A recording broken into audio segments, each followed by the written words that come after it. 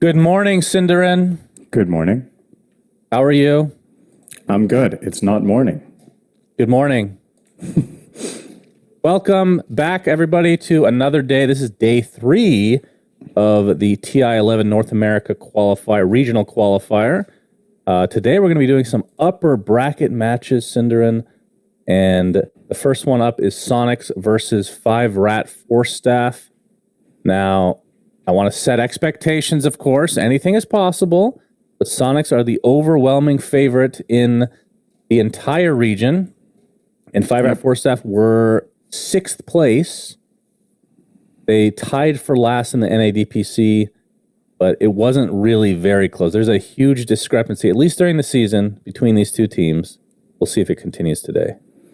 Yeah, I think the thing about today that's interesting for me is that, first of all, we have this game where Soniqs are pretty favored, right? But then the following one will be Wildcard versus Nouns, which I think has the potential to be quite a bit closer.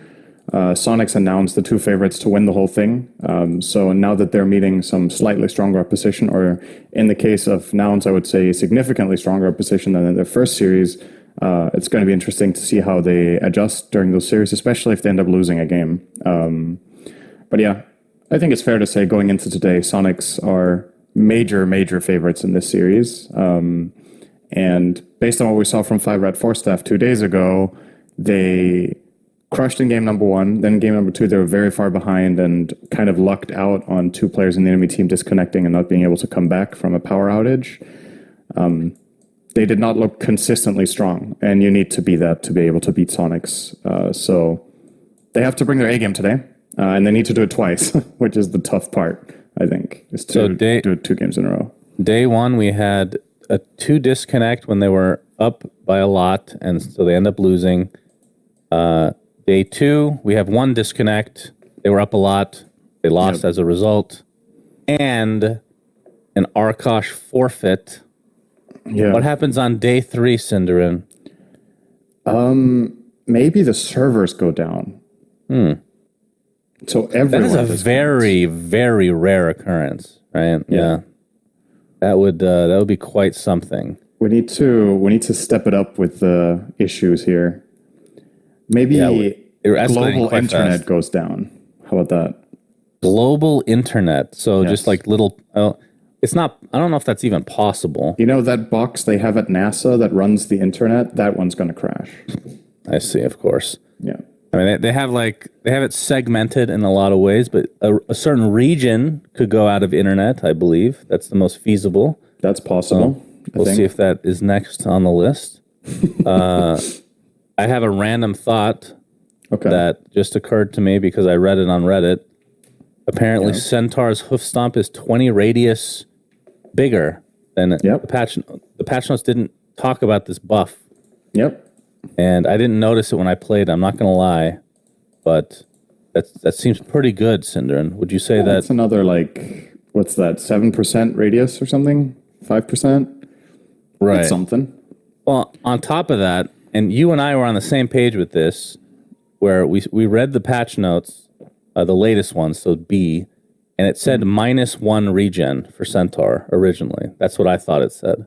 We looked at it again a few days later, and now it's +1 regen. So he has 5 regen, I believe. Yeah.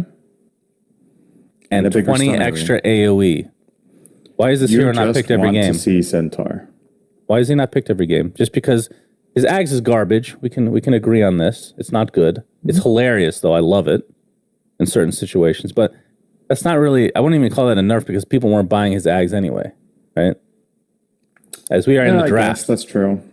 It's situationally good now, but yeah, I mean, the hero has some downfalls, right? He has some pretty bad lane matchups against certain carries, and I think his overall teamfight impact is kind of limited a lot of the time compared to other offlaners. Let's say you have the choice between DP and Centaur right now. What are you going to pick, right? I know it's not nearly even remotely close to the same hero. Just think about what they offer for the overall game, right? But I think if a lot of the good offlaners are banned, Centaur is definitely a possible hero that teams should try to run more. I would agree. I think it's underrated. But it is not a top tier hero still. We're in the draft, as we can see. This best of 3, still upper bracket, so loser will stay alive in the qualifiers. If you're looking at 5RATFORCESTAFF from the games that we cast, Speed absolutely destroyed on Death Prophet. We'll see if that ends up being left in by Soniqs, and it will be. Wouldn't be surprised if it's the first pick, and it is.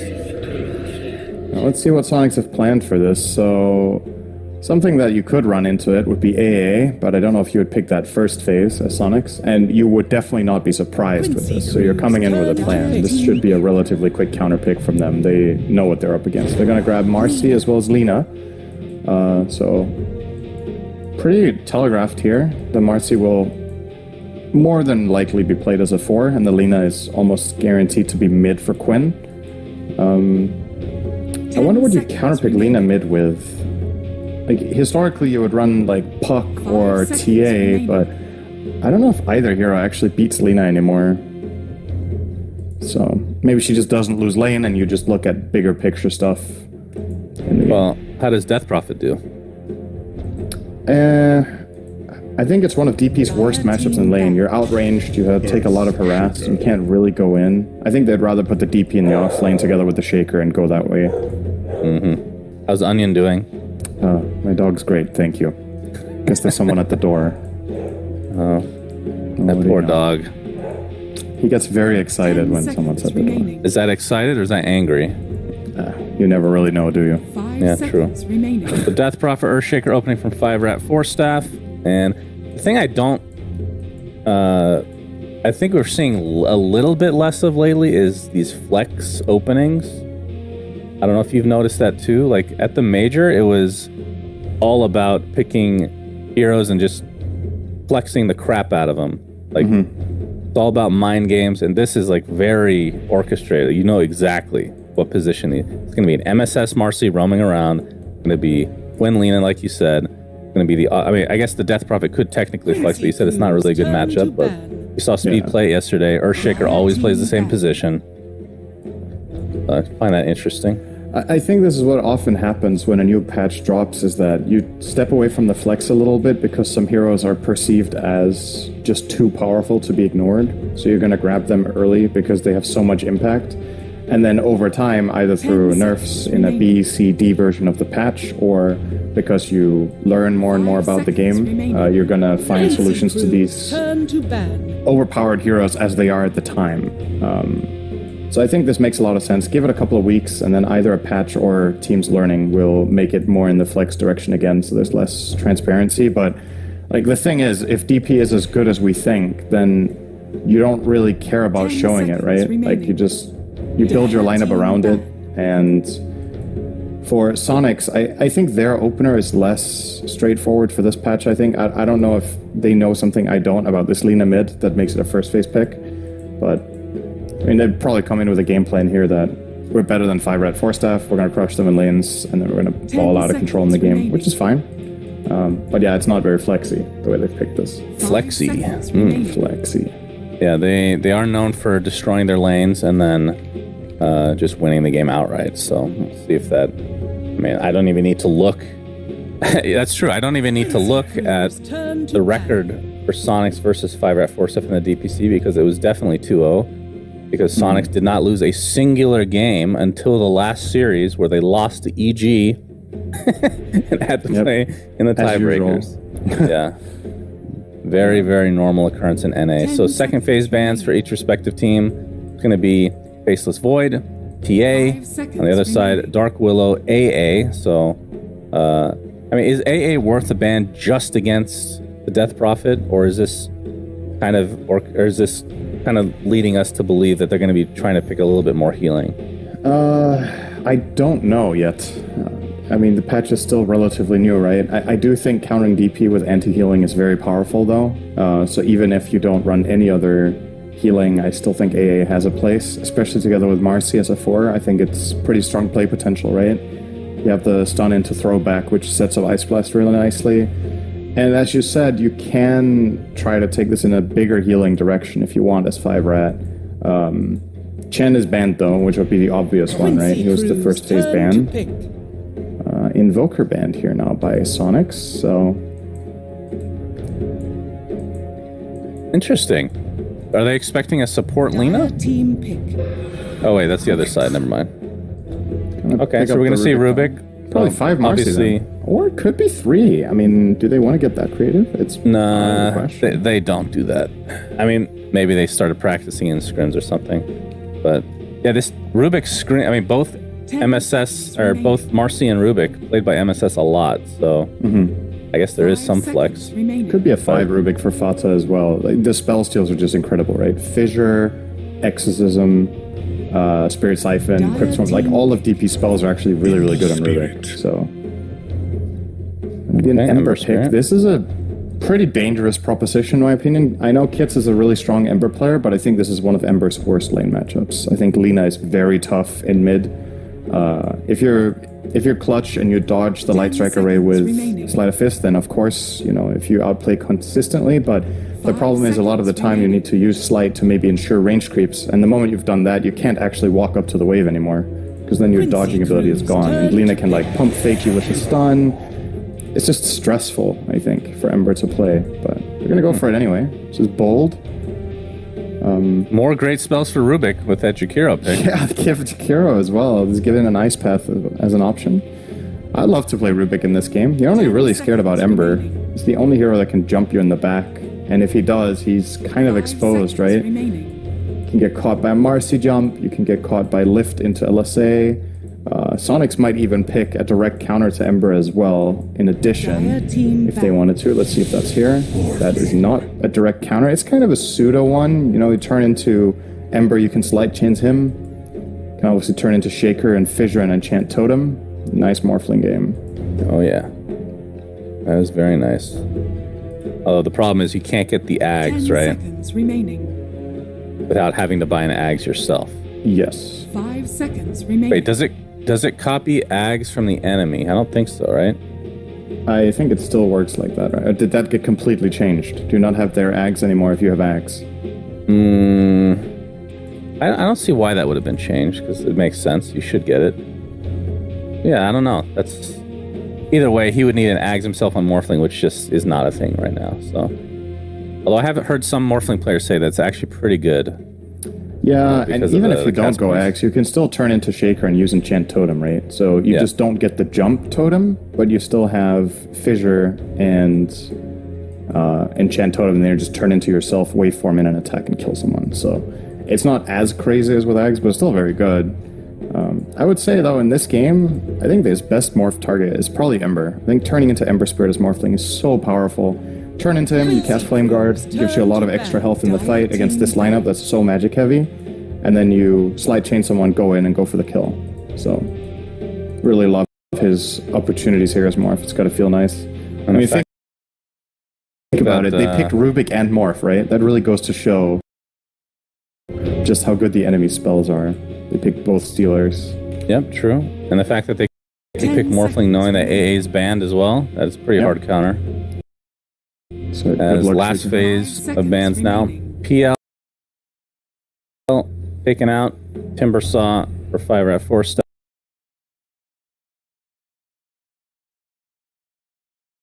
So Soniqs looking for an offlaner. Almost certainly. Yeah. And 5RAT for a carry. In all likelihood. Unless they want to do something cheeky. Another thing about the morph is it actually plays really well together with 5 Marcy because of how much value you get out of Sidekick. You have really high base damage when you morph everything into agility. So you give morph Sidekick. He has very high attack speed because of all the agi, and he heals a ton of his relative max health pool because he gets a lot of lifesteal with a very low max health. So even if you harass the Morph in lane, the Marcy can actually go a route where she gets an early point in that, and Morph can just sustain. It's kind of hard to combat. He's going to have it every single wave. I believe the cooldown on level 1 is, what is it again? Is it about 30 seconds? 36 on Sidekick, so basically has it every wave. It's a pretty cool combo that was actually run very early after Marcy came into it good enough that you don't get Morbid Mask? You still have to get that, I assume. You probably still do. That's debatable,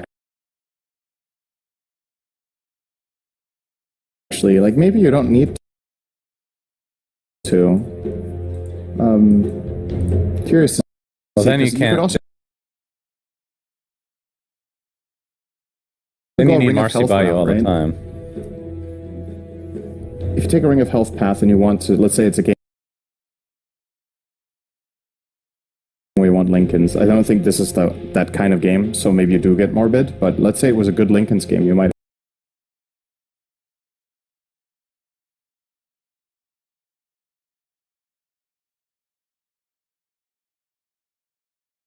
actually bypass Morbid Mask. Just do Sidekick and Ring of Health for the jungle.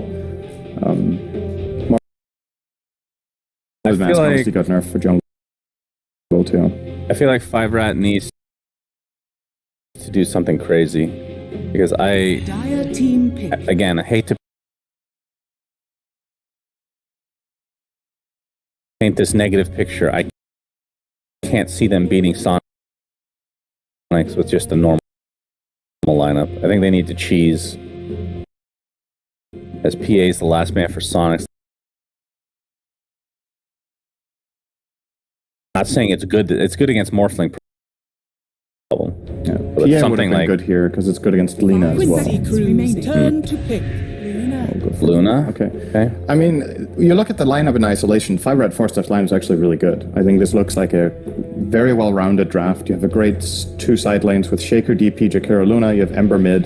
You have Catch, team fight. You have a strong peak around when DP is strong, together with the Luna aura. I don't think Soniqs have outpicked them, to be honest. And I think almost no matter what Soniqs last pick, they won't have outpicked them. But a lot of it is going to come down to how well will Ember do in the mid lane against Lina, and how much value are they going to get out of this Marcy. So as far as getting off to a good start for 5RATFORCESTAFF, I don't think you go into the series expecting to just totally dumpster your opponent in the draft, right? Like, you're going to get something really solid and stable.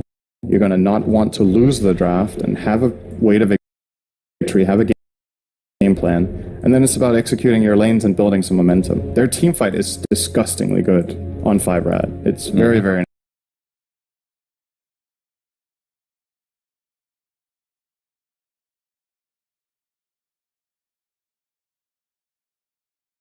nice.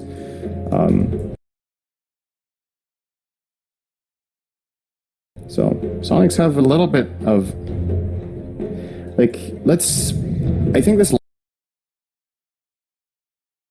last pick needs to beat the offlane. I don't know if this does. I mean, this can obviously sustain against Jakiro. You can just purge off the dual breath for Leslau here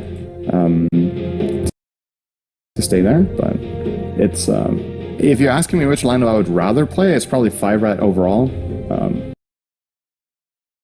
And we'll see. Lineup is harder to execute. Yes, we will see if that matters, though. Yeah.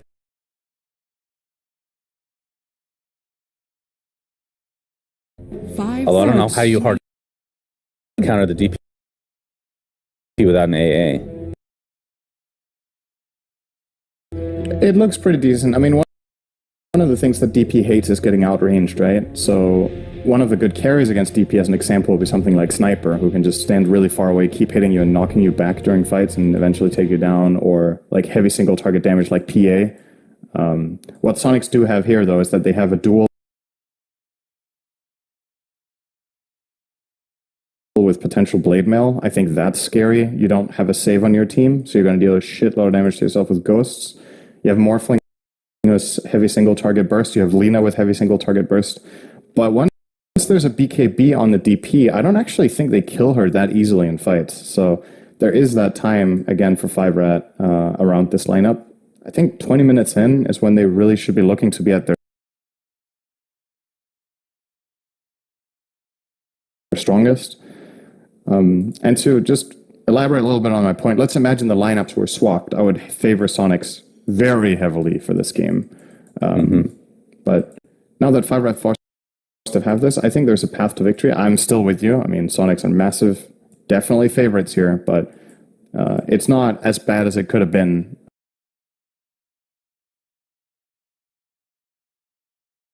I think so. Curious what 5RAT bring. If they play a really good game like they did game 1 yesterday, it could happen. Okay, we'll see how the laney stage goes, because I think that will decide the game for 5RAT. If they lose their lanes with the quote-unquote better lineup, as you put it, then it's going to be not so great for them. But let's see what happens as we're in the game now. We have prediction, Cinderin. Total number of trees. They really love this one. I don't know about anything. That's not true. You've learned many things over the course of your patch history. Pathetic life. Or that. Depends on your outlook. 5RAT are very passive. Look at their hero placement. Just not interested in taking a rune fight. Standing way back. They're placing a defensive ward. Are they giving all 4? Battle begins. They're giving up all 4. It's 3 for 1. 3. They're giving up all 3. They're taking the one in their own safe lane that they put an observer ward down covering, which I don't really know if this observer is worth it. Yeah, that's interesting. You're not playing against any hero that's going to rotate through the jungle very much or wants creeps.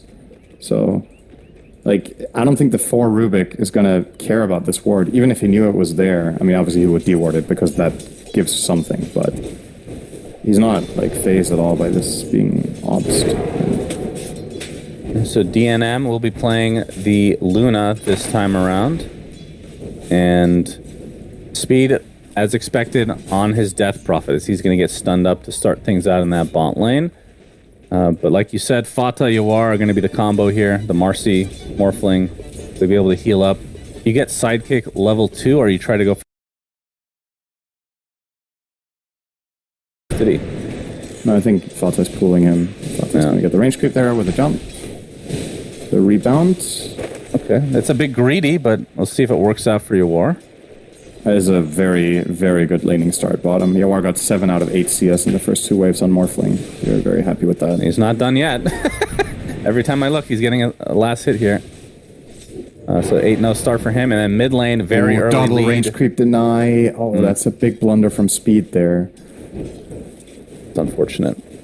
Quinn 10-2, and Kit's 5-0, so already a lead for Quinn, who is known for his lane dominating in the NA region.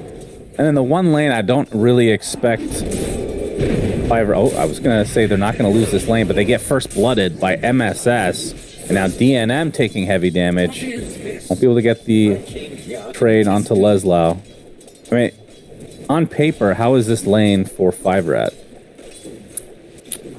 I was expecting it to go maybe even. Yeah, I definitely don't think you die on Jakiro. Kill LC but got baited. I think Fairy Fire was probably a part of that play. I didn't see it at the time, but you know, I can understand you get baited into wanting to kill the LC, but realistically speaking, she's going to skill her heal, she's going to purge off your damage over time abilities from the Jakiro and stand her ground and fight. And, you know, pretty good damage. Yep, Dual Breath comes out, but it's not going to do much to dissuade Soniqs from just continuing to pound on this top lane. And Quinn, you can see the lead is becoming kind of astronomical. He is a good amount of experience ahead, has a lot more CS already.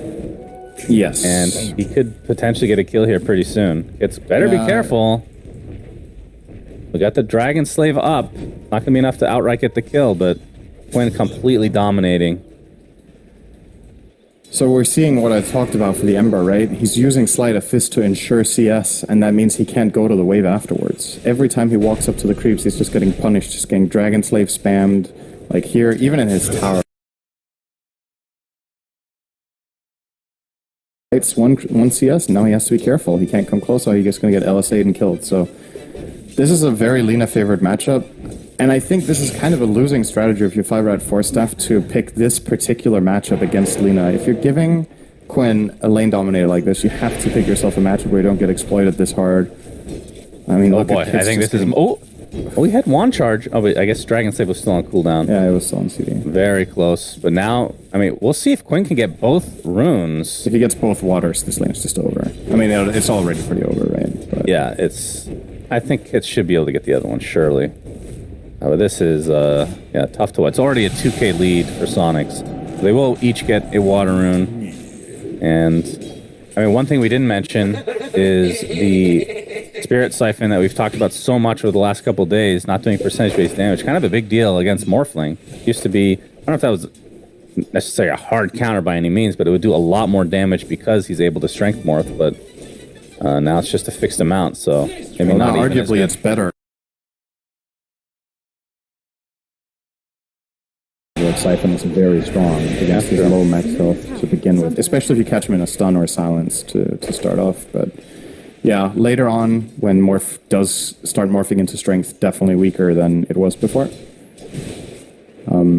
So it's situational, really. My God, Kits is so out of this lane. I mean, that's the thing, right? Because we were talking about, okay, from a strategic perspective, like, we like the Dire lineup in isolation and what it can do, but if your lanes are going to get crushed to this extent, you might not get to realize what the potential of the lineup is, and obviously that is a factor you take into account. But I think this mid lane, speaking strictly from theory, I don't think it is this Lina heavy. There's also a bit of a skill difference going on here in terms of lane mechanics. Oh, Laguna Blade, not enough. Hits with just a sliver of HP, but MSS is looking to backstab right now. Waiting for another round of spells from Quinn. Oh, going for the courier instead. Thought he could have gone for a lift into LSA, but either way, it doesn't really matter. Quinn is still just...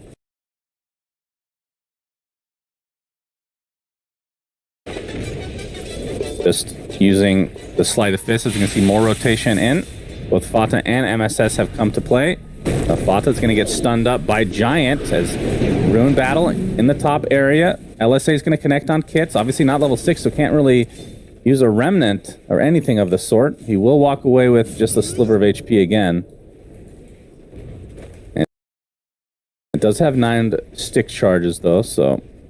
His courier was killed, obviously, so another minute before he can bring anything out. And this leaves a 1v1 battle for Leslau and DNM. Another thing about this mid matchup is not just the raw CS differential and the denies, it's the fact that Ember has to buy Raindrop as well, right? To even stand in the lane. Quinn can go full value. He ends up buying a Raindrop as well, not for defensive purposes in this lane, it doesn't matter here. But he gets some mana regen. But the Ember ideally does not want to buy this item, but he kind of has to in order to stand his ground and even have any sort of presence. So for one hero it's a necessity and the other one it's a luxury, and that just further adds to Lina's advantage here. And if the wave is in this position, what do you do? A 5RATFORCESTAFF's lineup is their mid pick being able to set up for success for them. They're very reliant on slight chains for their strategy to work. And if you feel starved out as Ember, it's hard to find moves around the map because you're kind of looking after yourself, right? You need to get levels and get some sort of items so that you can be that role. Yeah, and from the safe lane perspective, you are 41 and 8, DNM 31 and 7, but the big story is that Leslau is out-leveling DNM by a very good amount, and he is getting complete free farm. I mean, the top 3 CS in the game are on the side of Soniqs, although even the top 3 net worths even at this stage, and he's actually rushing a and blade going in here. Yeah.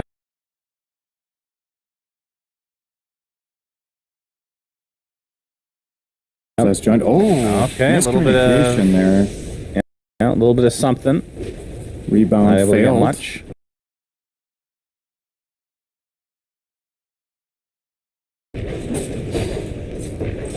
And this is a goal call for Speed in bottom lane now. Obviously, Yawar will survive, but Speed should be playing very aggressively here against the Morphling, not letting him get farm. Because DP, if there's one thing DP does well when overleveled, it is bullying short range or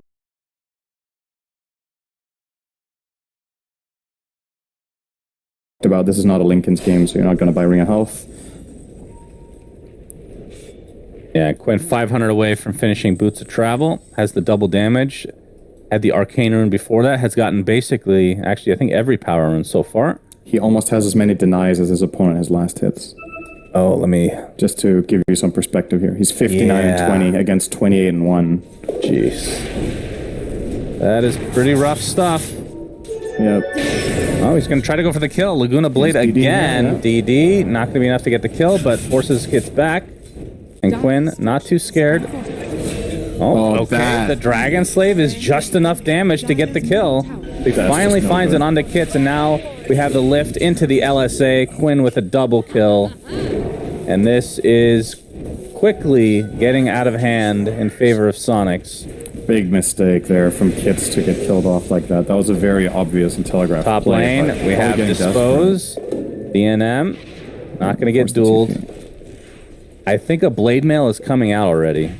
Yes. It is. That's really fast. And even though they don't kill the Luna here, this is still a great move from Soniqs because they forced the DP teleport to top, and she does not want to be here. Like, now you're stuck up here as DP with your EXO ready, and you want to use this to push a tower, but you're not.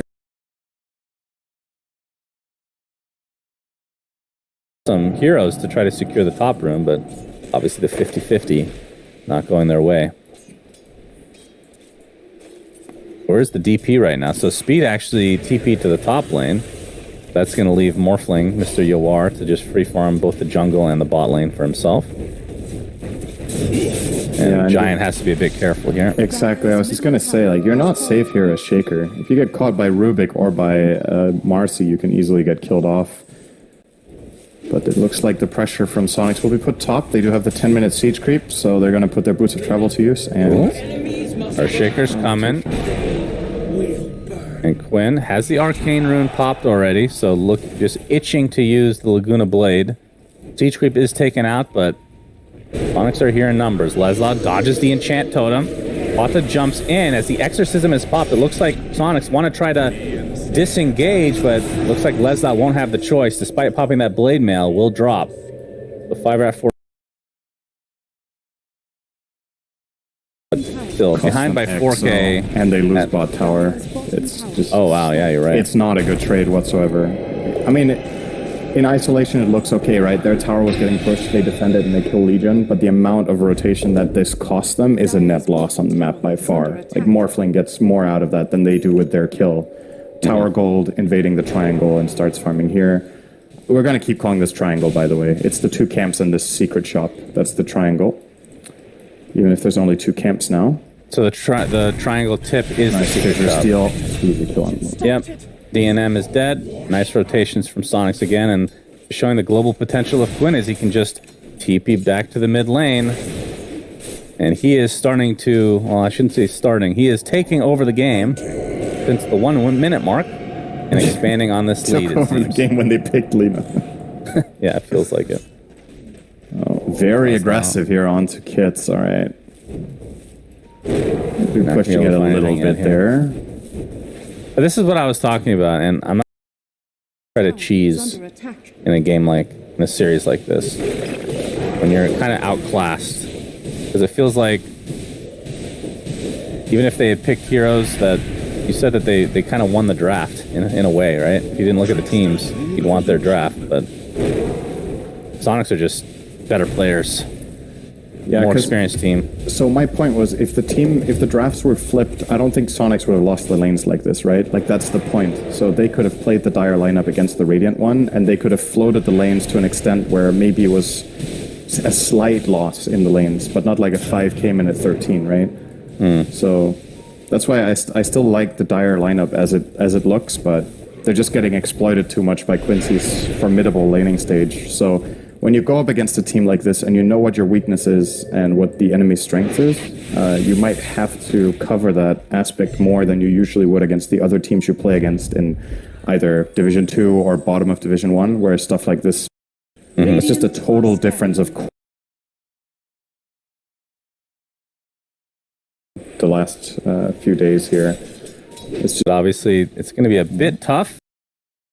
There's the fissure. Silence is fine. No ice pack. We get a that stack. kill. 5, it feels like, at this point. I mean, he's having himself a game. Obviously, yet to get a kill, but hasn't died yet either. So still deathless in his 2 DP games that we've cast. I think he went 14-0 or something the other day. Yep. Could pop Exo for this bot tower, but we'll see if they even need it. Not sure if Soniqs are even going to defend it. As Quinn obviously has had his boosted trial for a bit now. Just a Mithril Hammer away from the BKB. And on your War side, he is close to finishing a Manta style. Radiant's bottom tower. Exo still not being used bot. Like, picture this. DP has a pretty good game, right? They have not taken a tower minute 15, and they've lost 3 with the DP Luna lineup. They're finally going to brute force it here, and I think Soniqs are just going to let them have it. It's not worth the risk. They have way more other stuff on the map that they can focus on. But look how scared they are. Yep, they're missing a lot of heroes, so just going to let Speed do it solo. Taking him Fortification quite some comes time. out. Yeah, and we can see on the mini-map, obviously, that Soniqs not remotely interested in defending. And man, they are really playing this defensively. They're terrified. They really are. I can't blame them. They scanned while the glyph was on to see if Soniqs were going for a rotation, and it scanned red, and it was just Fata. I mean, this is 3 members of 5RAT standing around, and like while they were doing this, the lead got into the 7k range. As mid lane now, we're going to see the duel. Kits is dead. First damage goes the way of Leslau. Blink reveal. Yes, so already a Blink Blade Mail for him, and now we are at the 7k net worth advantage mark. This is shellacking territory, no doubt about it. Yeah, and Leslau is just gonna squeeze every advantage he can. This is what you want to see from the strongest team in this qualifier, arguably, is that when they get ahead, they just keep, squeezing out advantage out of every situation. So they get this kill, and he knows for that reason that he can go and steal this camp away that Luna wanted, and Luna's just terrified and runs away. So top lane, Giant's dead. Every time you steal a camp from an enemy carry that wanted it, it's like 150 gold difference, right? If the camp is worth 75, you got it and they didn't. So it's not just the gold you get, it's what they lost and the time that they spent walking over only to give it up and run away. It just very quickly adds up. 8k lead minute 17 with 6 kills. Just full-on raw map victories. Yep, were we right on our kills? Yep, we were. There were 0 to 5. There were 3 kills minute 10. So far, it's as expected. Yes. The trees are a bit low. By Lena, though. Yeah, they're a bit low. Not gonna lie. Need to get those tree kills up. Get this prediction correct. As 5RAT again kind of grouping up.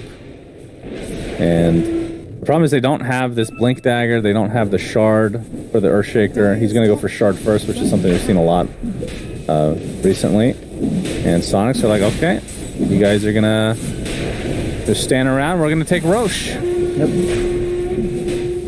Roche, number 1, will go to Yawar, probably. Or actually give the Aegis to Quinn, I think. He wants to be more aggressive. Definitely.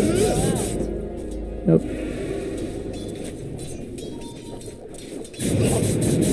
Quinn. Oh, they're going to get the lift. LSA not going to connect thanks to the Sleight of Fist, so Kit's able to escape death this time. As Quinn, oh, look at that. Another rune for him. This time it is an invisibility. Yeah, he's going to immediately put that to use TP bot and look for a pick here. He wants to kill the Luna if possible. Has a pretty good read of where Luna should be farming. So he might run into him here. The Ob's just barely out of range. He might see him. He'll see him now. He might turn around and go for this. Yep. Yeah. DNM. All right, DNM. You're in a bit of trouble, my friend. LSA, Laguna Blade, and eventually we'll go down, I assume, trying to run around these trees, but finally MSS comes to help finish the job Blade Mail duel. That's another set of damage for Leslau as Kit's trying to get out with the remnants. Looks like he'll be successful, but he dies to the tower. Oh my goodness. LSA connects onto speed as a newly picked up BKB from Quinn. Just absolutely stomping their way in this game. It's going to be a full team wipe, and all they lost was the Rubik. Yeah. I mean, it's one of those games where what can you really say, right? You lost in all aspects of the game as 5RATFORCESTAFF. You lost all 3 lanes, you lost Roche, you lost on towers, and you're being outmaneuvered and outfarmed on the map. So the good news is you can improve on everything, and it will all make a difference. The bad news is there's a lot you need to improve on if you want to match this level of play. It's just a beatdown, really, and I think, you don't want to start thinking about Game 2 already. You still want to play this to the end if you're 5RAT, right? But let's be honest, their chances here are extremely slim of coming back from this. But my biggest piece of advice for the next game is avoid getting off to this bad of a start so you have a fighting chance. So you might have to advice. Step away. I mean, you might have to step away from some of your comfort mid picks, for example, and pick something that just lanes better. Like, you have to give yourself a chance of getting something done. Cinder, and that's my strat. Cheese it up. Yeah, but cheesing only works if the cheese hero wins its lane, right? Because, like, let's say you pick a hero like Brood, but you're picking an unfavorable matchup. It won't matter. Like, then you're just going to lose your lanes and have the same situation just with cheese picks. So mozzarella it up. You have to set up better laning. Tier 2 tower taken out. Maybe tri-lane, maybe triple down on picking really strong dual lanes. So not Shaker, but getting something like Marcy that you saw Soniqs take here. Whatever it takes to have laning presence is probably going to be step number 1. Well, 12k lead for Soniqs. Aegis still there for 2 full minutes. And Quinn already has his Shadow Blade. We'll be going towards the Silver Edge to get a little crit action. Yawar, he has a BKB that is yet to be used. Now working on a Scotty. Interesting choice. He goes BKB straight after the Mantle. I mean, it is a great BKB game, but this Luna might be dead. Cinder and Quinn trying to pursue. MSS takes that Lucent Beam. Come to the other side, and that's going to be enough for the kill. Meanwhile, Leslau gets a kill onto Giant. He got damage for that as well, so already 50 dual damage for Leslau. Speed wants to get a support kill, wants to get anything here, but he's going to get stun locked, it looks like. LSA into the right clicks, and the Dragon Slave. So Quinn getting another kill to his name, 5-0-3, as, nothing stopping them from going high ground, and again, the Aegis still intact. We might end up being wrong on the trees prediction because they're just crushing the game too fast and they didn't break them. So the prediction is at 30 minutes, but what if the game isn't 30 minutes? Then we need Jakiro to use some macro fires on the trees, not on the lane, on the trees. This tower is dead. I thought it did. Am I wrong? I'm pretty sure it does. I feel like it does. Fairly sure, Cinder. Well, that's 1 lane of barracks, minute 22. Yep, fortification is up, but not sure if there's even a point in using it. And Aegis down in 20, so we'll see how reserved they want to be from Sonic's side. I'm sure they know that they are up by a monumental amount at the moment. And hey, another rune for Quinn. Regen this time. Yeah, has Ember got a rune? I don't remember him getting anything other than a water rune. In 23 minutes. Water rune. Technically counts. Power if you rune, don't even get a water rune. I mean, yep. Right. And Yawar gets a kill here. And albino zebra, more like albino Sia. Wow, that was really bad. I'm going to ignore that comment. You loved it. I kind of did. Yep, you did. He's dad. I mean, that's not even a dad joke, though. That's... It's a dead joke, because he died. Yeah, it is a dead joke in many ways. DNM? 18k actually, lead at DNM doesn't have BKB. Minutes. I think he's probably dead here to Quinn if he finds the angle. Yep. Laguna. Wait. And, Yawar steals nice, it. Yawar. And they're going to duel can't quite solo. Yeah. Not enough to get the damage this time, but still will get the kill.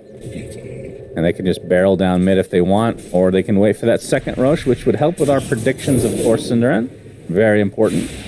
Why would that help? Because, wait, how many Roches? Oh, we picked 0 to 2. Okay, I forgot it was a range. Yeah. Yeah. Another hero dies for 5RAT. All right, so we still need 90 trees. We need 90 trees killed somehow. Yep.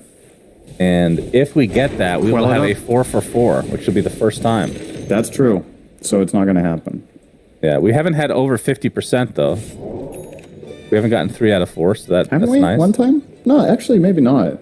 We've been really bad. We haven't always predicted the same, but I think I think our best score has actually been 2 out of 4. I think you're right. Yeah. Kit's gonna... Ooh, good reaction. Gets out in time. His grand reward will be Fountain Healing. He got a power rune, by the way. He has Arcane. Oh, you're right.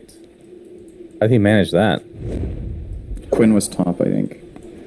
Well, he's 100 gold from BKB. That might be the go time for them.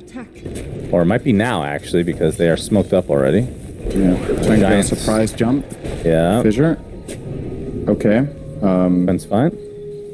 Not too much of a surprise now. I mean, they don't really have a jump of any kind, because still 1,000 away from Blink on Giant. Radiant are MSS. Sidekick him for full heal. Yep, Quinn. We get harassed bit by these illusions. There's the fissure. This is the setup now. But the save again from the telekinesis. That is the shard coming out, and that is a dual victory for Lesla onto speed. DNM is dead. 5RATFORCESTAFF dropping like flies. And that's going to be a double kill for Yawar. I would expect GG's to come out here any moment, which means the trees challenge will not be successful for us, Cinderan. But Soniqs will be successful in taking game 1 in a Gaben shellacking. This was not remotely close. This was more of a stomp than I was expecting. I mean, we were talking about how Soniqs are the clear favorites for this series, but when I saw the draft and when I saw the lanes that 5RAT were putting, I thought it was going to be better than this. I didn't think they were going to win, but I also didn't think they were going to get stomped by 1k gold per minute 25. So, yeah, you know, it's really simple to break it down. You lose all 3 lanes, and you lose the first 2 fights, and the first 3 tier 1 towers that are going Sonic's way. It's almost irreparable. So game number 2, better lanes.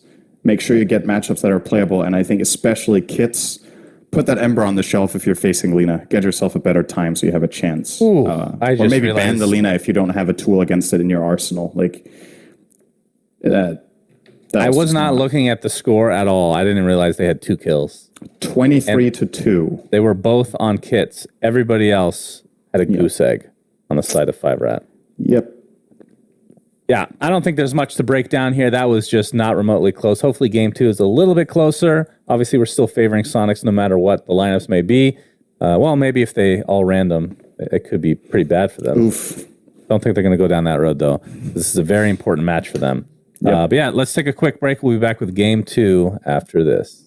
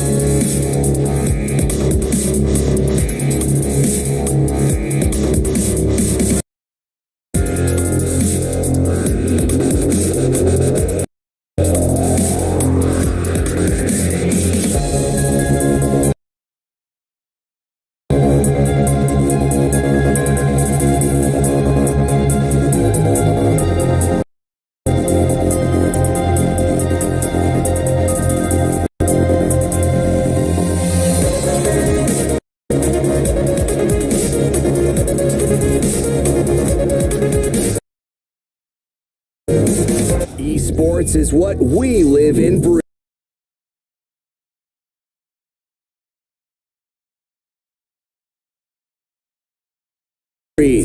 For us, it's more than a game. It's a reality where a group of letters can mean everything, where runes are collected and each can only be won in battle. Can give you a ride. Who's in front of the screen is real.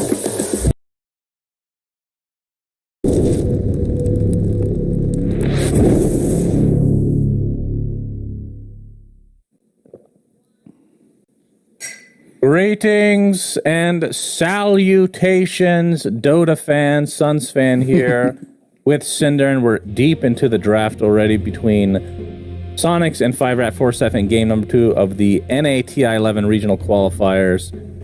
And we got Alina ban, so that's a difference. We got a DP ban on the Sonic side.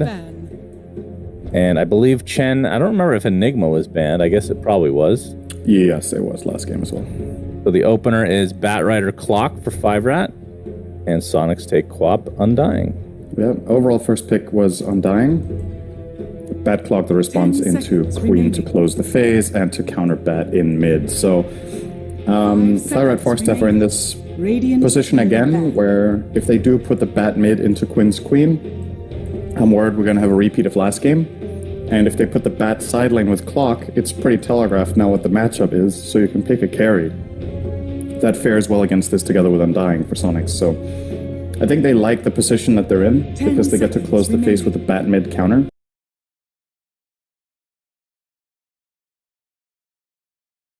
But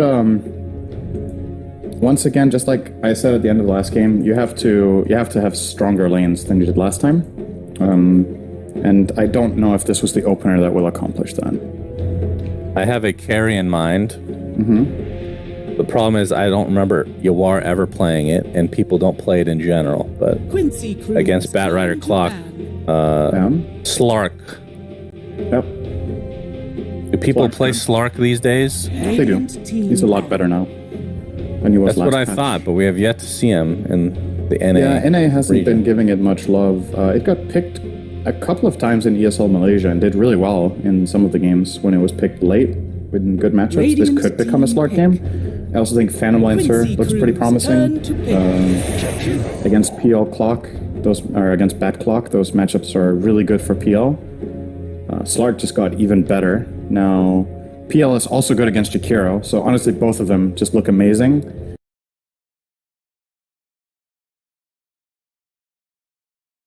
There's 3 heroes that are good against all of these. Mm-hmm. 5 seconds. I think for now you pick a 4 for MSS. He would love to play Rubik, but it's banned. So what are we looking at? Maybe Tusk is decent. Marcy's still there. Marcy could be. It's not the best Marcy game against Clock Jakira as the support matchups, but it's probably still fine with the right offlaner. What else is there? Mirana could be a thing. I think Mirana is actually pretty good this game if you have any sort of setup for her. The enemy has no dispels. She outranges Jakira in lane. She can leap away from Clock. You have 0 stuns already, though. This is another one that's good. Yeah. Dark Willow. Dark Willow Mars. Pretty straightforward. Mars. And as we talked about yesterday, the Mars against Bat matchup historically really bad, but now that Bat can't Firefly out of Arena, it gives Mars a lot more counterplay until Bat gets BKB. Dragon Knight.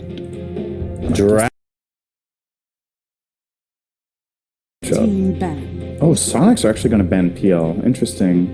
I mean, it's also good against their heroes, right? They have Undying, Tombstone, they have Dark Willow. That PL is also good against, but would have also been great for them, in my opinion. And they do have the next pick. And they still have... I'm with you on the Slark, man. It looks amazing. I think they're going to pick it if it's available. I don't know. Have you seen Yawar play Slark? I have. Really? Yeah. But maybe it was only in a pub. I don't know if he's played it much in official matches, but like, if you're a serious carry player and you're looking to go to TI and a hero like Slark is suddenly good in the right circumstances, you need to know how to play it, because it's one of those truly game-winning carries when the setup is correct for it. Especially in the slightly slower meta, the hero got buffs, and a lot of the heroes that Slark is pretty good against are kind of meta, right? Like Bat Rider, like some of these strength offlaners. I wouldn't be surprised if they just play it safe and go for their standard jug. I mean, there's plenty of options. It's not just Slark is better, though. Slark is the best pick. I would say Slark is probably the best pick here. I would agree. The 5RAT looking for a carry as well. Something special about Slark as a carry is that he offers catch, which is something very few carries have in this meta right now. And it's a nice luxury to have. They're going to ban it. So they identify it here. Being able to catch from your one position is a really nice luxury to have. So most of the time, carries will depend on setup. It's also one of Void's big strengths, but he's obviously banned here. That you have more play potential around the map because all three of your cores can set something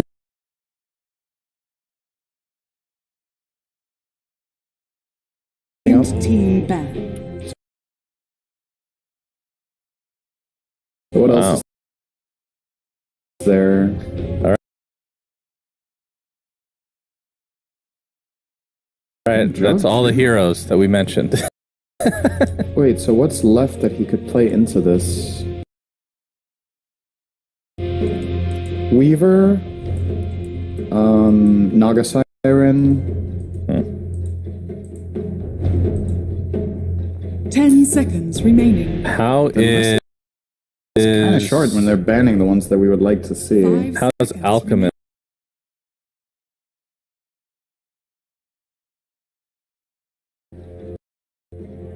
I don't know if Undying can cover him. I mean, there's plenty of carries. There's Ursa, there's PA, there's Wraith King. Yeah, all of those heroes are bad against Offlane Bat Rider, right? I mean, I'm working under the assumption that they put DK mid. I think if 5RATFORCESTAFF put DK offlane and Bat Rider mid, they're in so much trouble. I don't know where to start. So I think they have to do that. Lifestealer can't be that bad against Bat Rider. Lifestealer is very good too, actually. That's another great example. I actually think that is what they're going to pick for Yawar. Knowing what he likes to play, that seems like a solid pick. I mean, it's not necessarily that good against Dragon Knight later, but okay, they do go PA. Okay. I mean, PA can... She's one of the... Like, I wouldn't say she's one of the best carries against Bat in lane, but she's one of the better ones because you at least have a slow and a repositioning spell, right? You may now select. So you have Wow, very slow pick here. Naga, wow. Yeah, I don't know about that. Naga fares particularly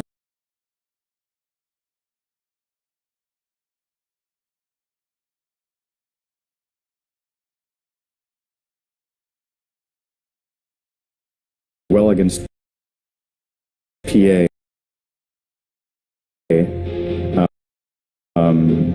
The problem is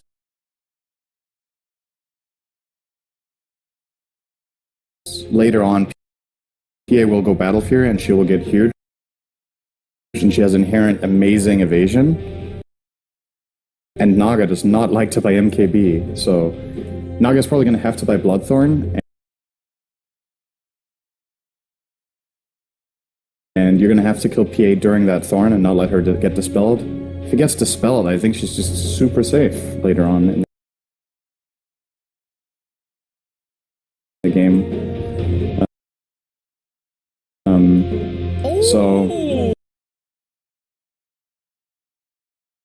Just need 40 minutes of farm on, it feels like. Not necessarily. Like, if Naga has a really good game and buys the right items, she can be very strong in fights around minute 20 to 25. But like you said, like the laning stage, the history that we've seen hasn't been the greatest. And I don't know if this lane is good for Naga either. I think Mars Willow actually fares pretty damn well. All right, there's nobody at the door this time, I promise. But apparently something else is exciting. How do you know there's nobody at the door? Bear with me, because he's barking from upstairs, I think, this time. He can sense that somebody's at the door, Cinder. Go check the door. It's like in The Witcher 3. He's like sees these tracks through the wall. That's a pretty hardcore dog. What did you trained him that vehemently, huh? Gracious. Yep. Okay, so 5RATFORCESTAFF versus Soniqs game 2. You're favoring Soniqs draft this time, which might not bode too well for 5RAT. We are going to see an interesting Dragon Knight set. I don't think I've ever seen this one before, which we can't see yet, but we'll get into the game. It's a very unique one, I think. I think it's the set I use, or at least I use the full set. I think he only uses parts of it. I think he uses the helm and the sword, but not the shield, if I'm not mistaken. All right, prediction time. All right, we'll predict first, then we'll get Total number of teleports canceled by stun by 25 minutes. Not what you expected. I'm going to say 0. Yeah, that's probably the safest pick, right? Don't mind me. Total number of player deaths at game end. Oh, boy. 20. So last game it was 25, right? It was 23-2.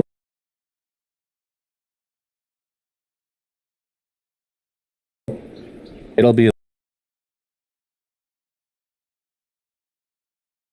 Actually, because this could be an absolute, like, again, just going off last game, I think this time 5RATFORCESTAFF's lineup has more weakness that can be exploited potentially, so it could get even uglier. It could not possibly get uglier than that because that was an umbrella game. The Cinderin. begins. Was it? Oh, yeah. Of course. Right. I thought that was a very special honor. Wait. Is umbrella... Oh, shoot. Isn't that the highest one? Oh, you're right. Okay, never mind. That was a top hat. All right. So umbrella would be the next step, which I don't see happening. Has never been given out. And I really need to refamiliarize myself with this tier list. As Kits is playing the Dragon Knight, so he can play against Quinn's Queen of Pain. And how does this hero fare these days? He didn't take Dragon Blood first. But then again, Quinn didn't take Shadow Strike first. So both just to secure their range creeps. Yeah, I think this lane is a wash, which is, you know, a big upgrade from last game, right? For Kits. Dragon Knight, when he gets multiple points in Dragon's Blood, you just can't out-harass it as Queen. It's just too much. It even got buffed this patch.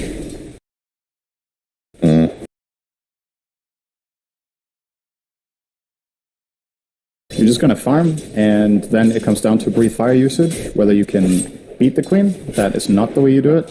But he gets the range deny, don't. But yeah, it's... I think it's actually possible for Dragon Knight to win slightly.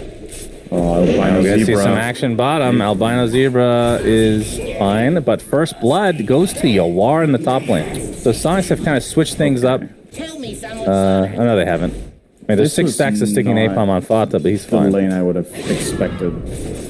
Okay, Fata's baiting here. He Yeah, lets himself get 8 stacks. 9 now, and there's a pause, so they can think Okay. about what to do here. Time for and they What the instantly Horse. unpause. Don't even talk. Oh my goodness, what is this? What the horse, Shannon? What is going to happen? Speed is gonna die. Bat has 12 ones. That's true. I think Fata dies, then Speed dies. Yeah, I was going to say the same thing. Yawar does not have Orb of Venom. If he did, I think they could actually keep Bat from connecting here. Undying has 262 move speed. Bat. Wow, that wasn't even close. Wow. I thought he was going to be able to get on top in time, but the dagger was already off cooldown again, so he didn't connect again. Well, that is unfortunate for losing this 5RATFORCESTAFF. lane is very bad news. I think this is the one that they have the theoretical best chance of downright winning. I think mid they have a good chance of getting a draw, and I think bottom they just don't win. Like, you don't win Jakiro Naga against Mars Willow. Maybe you can draw if you play it very well and just farm, but yeah, this top lane was one they needed to go well, and that is not the case so far. Yeah, and then in the mid lane,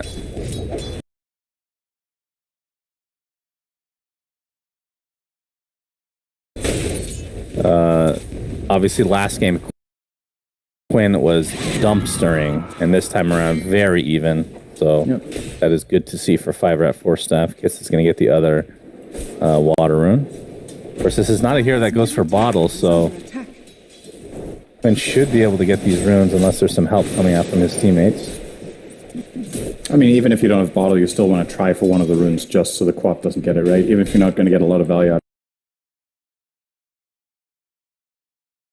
it. Until, I think, minute 6. But if you have multiple points in Breathe Fire, like if you go 2-1-2 and you time your push out well, maybe you can have enough of a wave in the tower if Quinn doesn't have the resources to deal with it in time. Like, Quinn's currently floating 200 mana, right? So if he keeps having to scream every wave, he's actually going to run out of mana before minute 6, potentially. And then, at that point, you have to choose between, am I going for the rune, or am I going to take all the experience and hold my tower? And that is not always straightforward. But yeah, usually you would need support interference to get one of the runes. Top lane, Giant, and Speed getting pretty low. There's a Firefly up. Vata, in fact, all 4 heroes are pretty low at the moment. Daggers continue to come, Phantom Strike to come as well from Yawar. But no kills in this little engagement. It's that Orb of Corrosion already. It just makes his life so easy up here. You have insane slow against Bat. Or against the clock if you want to commit onto that. Yeah. Silver Lining there for 5RATFORCESTAFF. They survived the Tombstone. So a little bit of a power play here potentially. Yep, true. And something we haven't really talked about too much, because we haven't seen that much PA, as Bramble in the bot lane. Jakiro gets speared and goes down. Leslau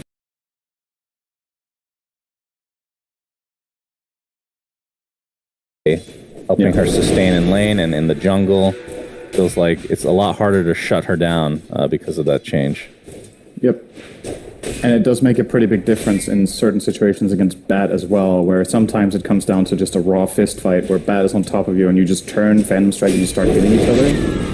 And PA with a couple of lifesteal attacks might make the difference between whether you die first or not. So, yeah, as far as it's going so far, that's not really going to be too relevant, I think. They're staying fine and healthy up here. Plenty of tangos coming Yawar's way from Fata. He is running out now, but Yawar is sitting on a 10-1 again, so he has his own heal ready to roll. Yeah, and he's going straight for the Ring of Health, which will, I would assume, eventually be a Battle Fury. But once he gets that Ring of Health, it's going to be pretty difficult to get that kill. I'm going to pay very close attention to this 6-minute rune. What happens here? Yep. Quinn, I mean, do you ever go blink, like, at 6? You don't go for your ult a lot of the times, right? I think you... Maybe with this build you can put enough pressure to potentially set yourself up for kill? Rune is going to be top because Albino Zebra is guarding the bottom one. Yeah, you're right. There it is.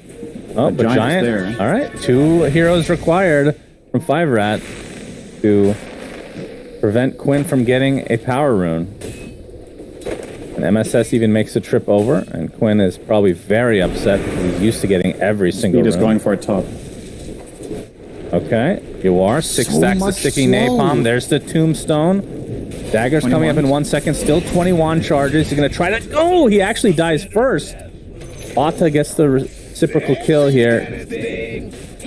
That's pretty good for speed. Yeah, absolutely. 1v2 very good turn of events. Gets the kill.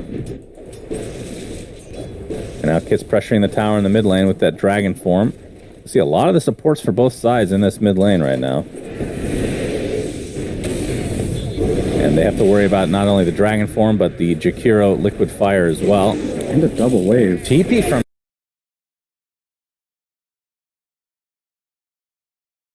coming out very nicely placed. They're going to focus on Albino Zebra to start, but the Dragon Tail holding PA in place.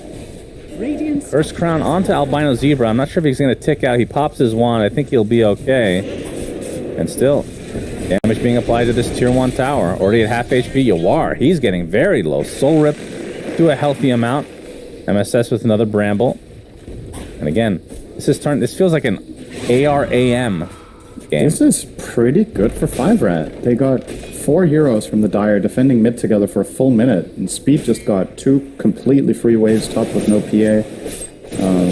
I don't know if that Yawar TP mid was actually worth it. I feel like, you know, they clearly have a team identity or ideology about the game that this mid tower is super important and they need to defend it. And maybe if he doesn't show up, maybe they lose it. After all, it did fall to 500 health, so maybe the PA was the difference maker.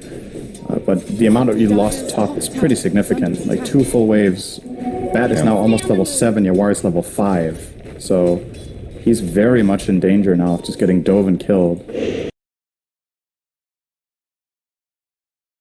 Come from the Sonic supports. First crown inside that bramble.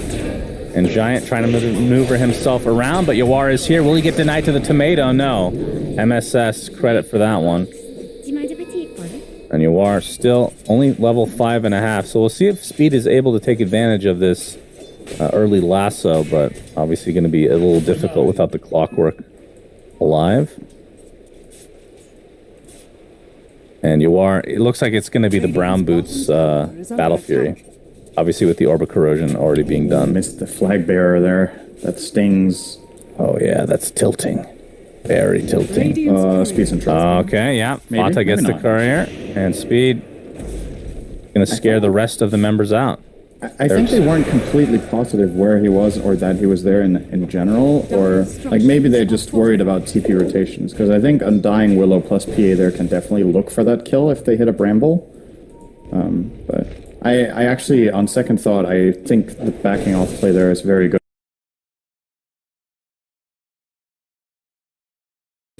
Give Bat a potentially great fight. Stabilize. Well, Kits now. Another dragon form. This tower is likely going to fall one way or another. Hey, 5RATFORCESTAFF are up on gold, Shen, in minute 10. Yep, they are. They got what they needed. Yeah, lane's very even. Gets the tower. Tower goes down, no deny. So Kits, way better game for him this time around. And you can see in terms of the net worth, even DNM is having a good one. He is top in the game. He's going to be finishing his Yasha here momentarily. Yeah, they're getting a lot of farm on Naga. So, curious what his build is going to be. As we talked about, PA not exactly the best matchup in my opinion, but I guess I'm going to say he's going to go Manta into Manta Scouty Bloodthorn maybe? Or Manta Bloodthorn straight away? It's a pretty fragile build, but it gives you a direct path to killing PA. You can't rely on your teammates to counter PA later in the game. You have to offer something significant in the way of damage. Gotten a power rune yet, by the way. We're getting wrecked on our prediction. They've been sending people down here constantly. And he can't even get a bounty rune. Look at him. Looking for any scrap to get this bottle back up to fully charge, or at least partial charge. Not happening. And Kits, he's actually almost done with his Blink Dagger, so has the double bracer treads and 200 away from Blink.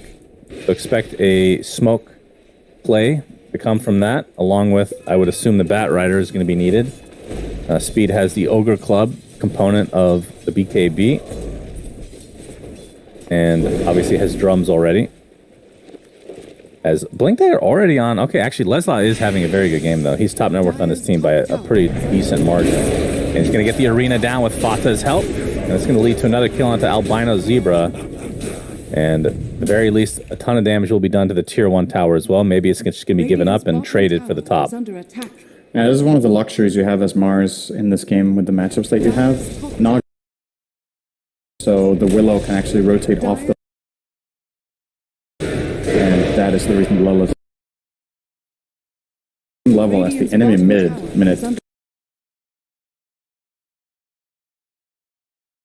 He's been really enjoying his Quinn? Falcon Blade Dagger. He is huge on Mars. Yeah, he's having Bedlam popped in the jungle. Is going to swiftly be taken out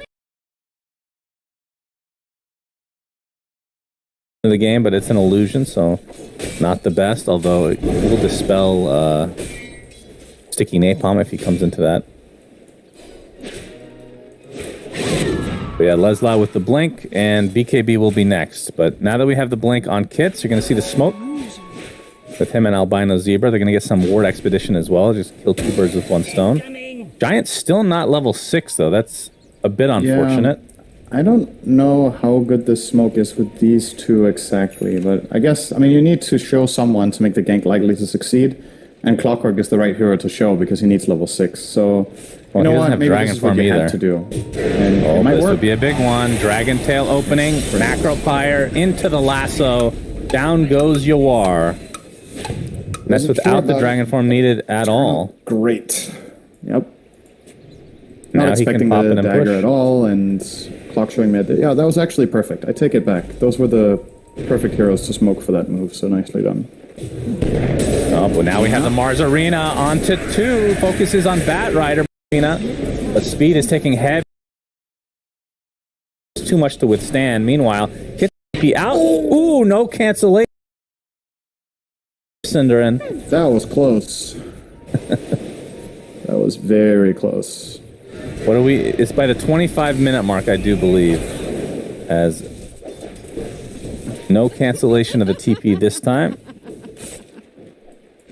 Time for a power run for Quinn top. Yep, I think so. Unlucky to spot him. Wow. What are the chances? Wow. How many runes do they have? 50%. They have 9. It doesn't show how many Sonics has. But it's Now way less Yamar's than actually in trouble. This is a hasted DK. If they... Okay, Clock did not connect with him on this. I feel like they could have maybe thought about trying this one, but maybe too risky close to the enemy bottom tier 1. And now, unfortunately for Giant, well, he was ready to make the move, but... He has hook shot, but no opening there. So Yawar gets credit for that, and he's about to pick up a Battle Fury. So 14.5-minute Battle Fury. It's not the fastest timing when you take in consideration that it's Orba Corrosion, Wand, and Brown Boots. Normally you'd have upgraded boots in addition. So Yawar having a bit of a slower pace than we're used to seeing, but he'll catch up, I'm sure. This is a Battle Fury PA after all.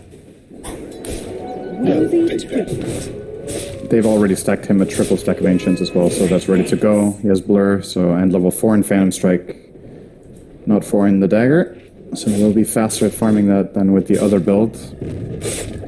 Yep, and the lifesteal, the lifesteal does scale with each doesn't level. really matter though. He's just going to blur, right? He's not even going to get hit. Probably. It's 25 seconds that you have. Yep, true. So for that aspect, it's not going to matter for the Ancients, but obviously having it scale is going to matter if he gets into some sort of fights soon. But I think for the most part, Yawar is just going to fly under the radar for quite a while. This is going to take him some time without treads, but you know, Phantom Strike, he'll get there eventually. He can't stack it though because he's blurred. He could use his magic wand to break blur. No, he can't actually. Never mind. I guess he just has no way to stack here. He'll be happy with the farm either way. As a Dragon Tail with a shard being shown by Kit, so Fireball doing a lot of damage to Quinn. Has to TP out. Leslau misses on the arena. Meanwhile, Lata taken out on the backside. So 5RAT, they're getting the better fights here, and this is creating space for DNM to continue to farm. He's had that Manta for quite a while. 1,400 into his Scotty. And speed getting very close to BKB. You know, see if they can align that with anything else. Is there a BKB coming on Kits? I guess not. Does he really not have anything coming? I feel like he's definitely bought something, surely. Yeah, he should have one component at least. Either way, looking for an opening here with that smoke. Oh, he did buy the shard, so I guess that's the shard, of where course. the net worth went. Yeah. Doesn't have Dragon Form anymore, but it has the for Blink Quinn without Dragon it. Tail. Going for it. There it is. But the instant Bramble. Giant gets off the hook shot. First Crown is there as well, and Quinn able to have enough time to blink out to safety. Has the Sonic Wave available as well. See if he chooses to use it, as Giant stuck inside his own cogs. So Sonic's able to punish that move. Yeah, they weren't really able to get the angle that they were hoping for there, I think. They got the good Dragon Tail off into Ice Path, but I think the Clockwork hookshot stacked with the Ice Path, and Willow was there regardless. I don't think that kill was happening. Maybe with perfect layering and a Macropire, they could have just barely take them across lethal, but either way. They only lose the clock. It's not too terrible. But again, the problem now is what's next? Like, you have this timing now. Your Naga is not ready. She's going Scotty. Are you going to fight with that? I think probably. you try to get something done once that's online? Quinn with the DD now. Yeah. Quinn of Pain. Something like that. I'm sure there's some He's great using fan art. the Kerrigan skin, right? Yeah, I think so. Mid lane. Hits. Gonna get Curse Crowned. Quinn has that Sonic Wave available. There's a big Mars Arena from Laszlo with the BKB. 3 kills just like that. Radiant's middle tower. I think that was the first Sonic Wave of the game, if I'm not mistaken. 18 and a half minutes in. Pretty sure you're right. Full effect. It's even level 1. I don't know if he was level 12 or 11 when this fight started. Maybe he was level 11. But... Yep, that should be a mid-tier 1 tower. And yeah, they took this fight as 4 and they found 3 kills. And PA in the meantime is just free farming with Battle Fury. So the writing on the wall is Sonics are progressing the game plan that they need. And my big question mark is just, what are we going to see out of DNM? Is it just going to be a completely silent performance where he gets all his items and then can't do anything? Or is there going to be a sudden timing where Naga is incredible? Because he has 240 CS and 000 scoreline, which is not that uncommon by Naga to have, but usually you're looking at some sort of moment where you're like, okay, this is when it all goes down. And he's not seeing it right now. I don't think it's that good of a Naga game. Yeah, and I have a little story I'd like to bring up, but we're going to have to wait. Cinder and I are waiting with bated breath. Yep. There's a smoke here from 5RAT. They won't find anything. I think I maybe have told you this. We were casting, maybe it wasn't us. It was me casting with somebody at DAC, and Black was on Vici Gaming. Yeah. And he was playing Naga Siren. Do you remember this story? Don't know. Maybe I do. Okay, well, you got to hold on because there's a hook shot from Giant. Pushing back Laszlo with the BKB before any more stuns come out, and he's going to turn this into an arena kill onto Giant, so punished again. So back to the story. Black was playing Naga Siren. This is during the days where, you know, you would just farm forever, right? Yeah. He bought first item drums. This was very normal on Naga, okay?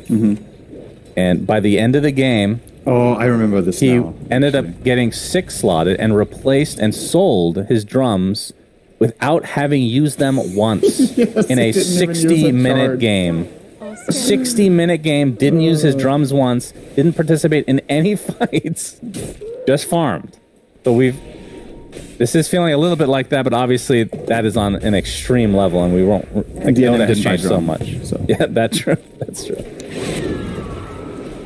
Yeah, I actually do remember this story. Were you casting with me? Yeah, they won. Yeah. Pretty sure they won. I mean, there's another iconic game that I remember where Merlini won a pro game with Medusa with a 000 score.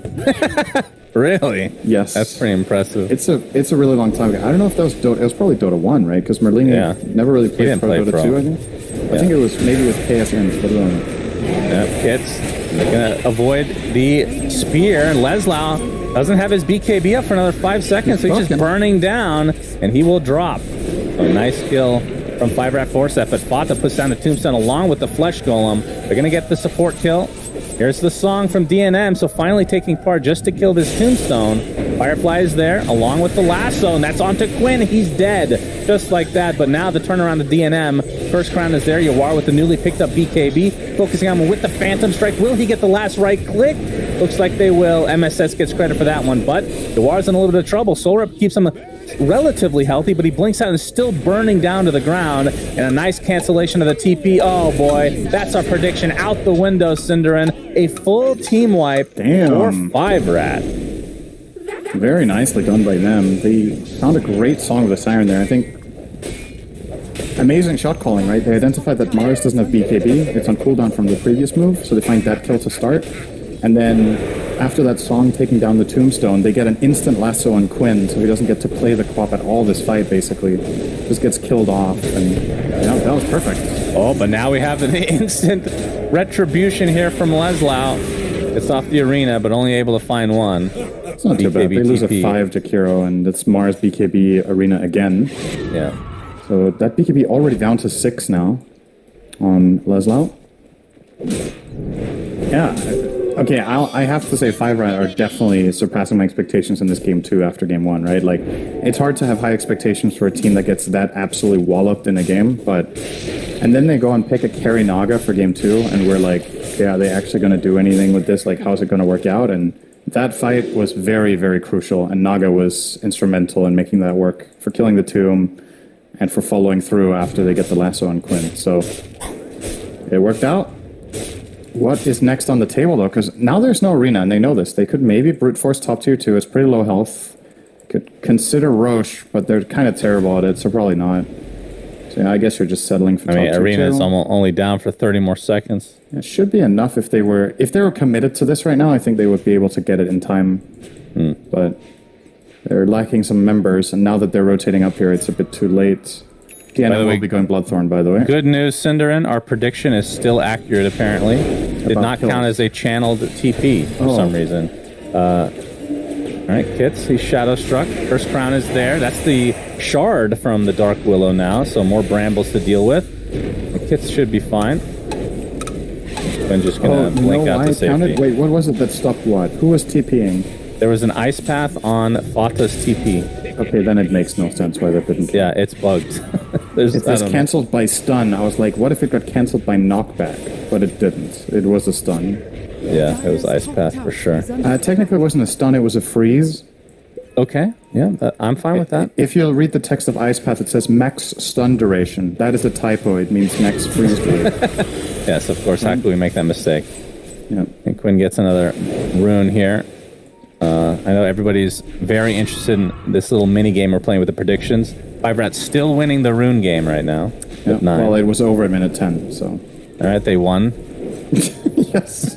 I didn't really. I thought it was the whole no game. matter what happens. Sorry about that. God, we're never going to get 4 out of 4, are we? Dire's top tower. Not at this rate. All right, nice prediction on the stun, Shannon. Good job. Yeah, it just ended. We got a little notification saying congratulations.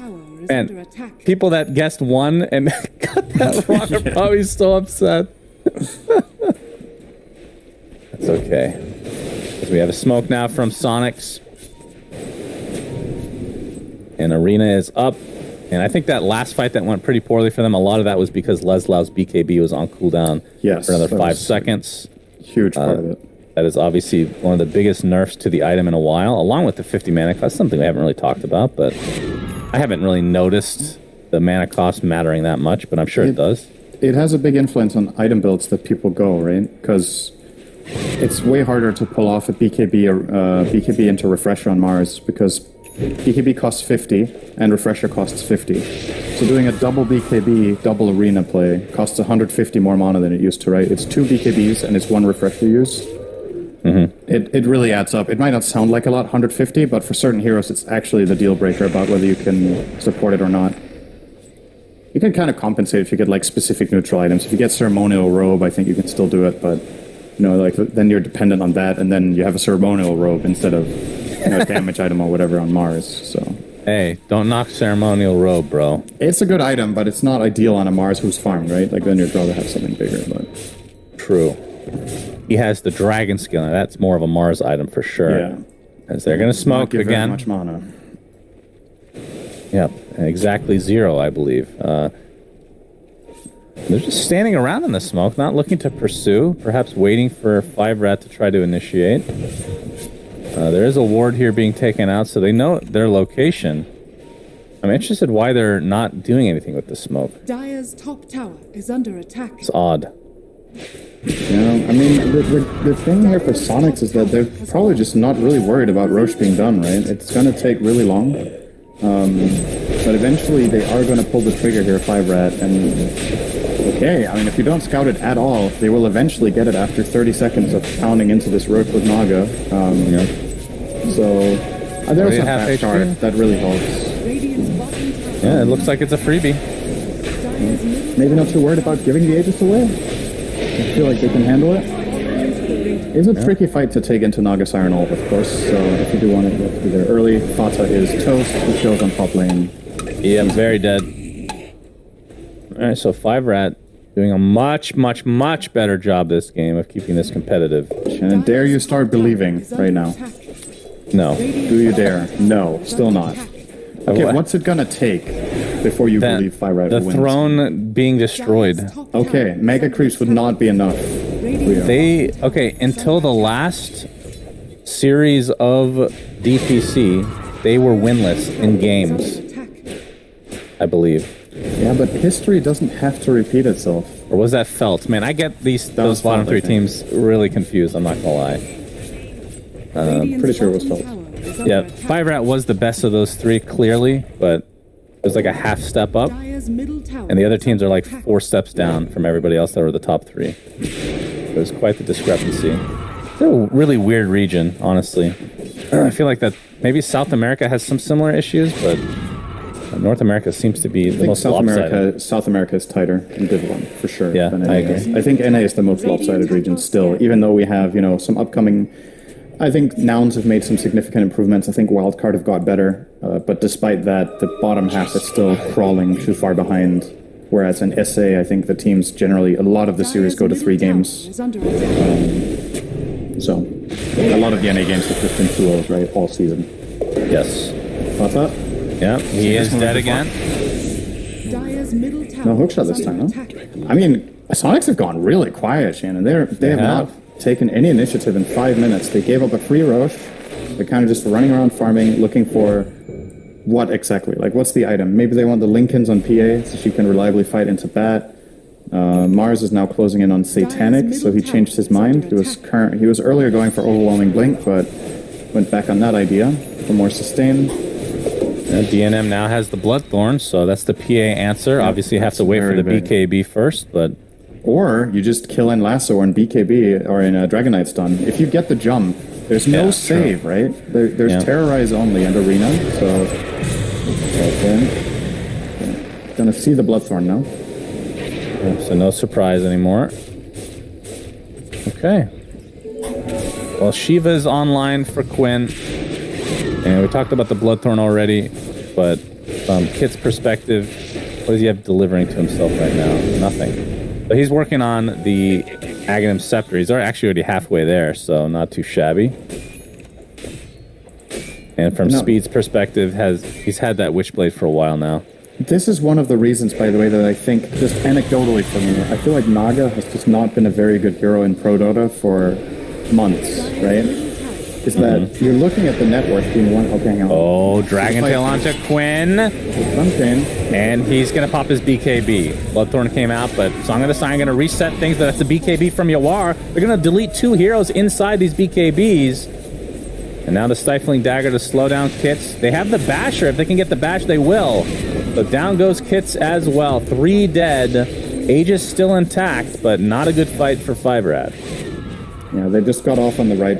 Oh, well, I mean, they kind of got off on the right foot, actually, in that fight. They get a good stun chain onto the Queen, but they did not have Lasso as part of the play, and they did not have enough damage during the Dragon Knight stun, so Quinn gets off BKB, and at the moment he gets BKB off, there's nothing threatening him anymore. Naga doesn't have Ags. He's just gonna blink away, cast all his spells, and get saved. So it was a nice attempt, but they need more power as part of it. They need the Lasso, and that would have been great, by the way, if they had the Bad Rider as part of that move.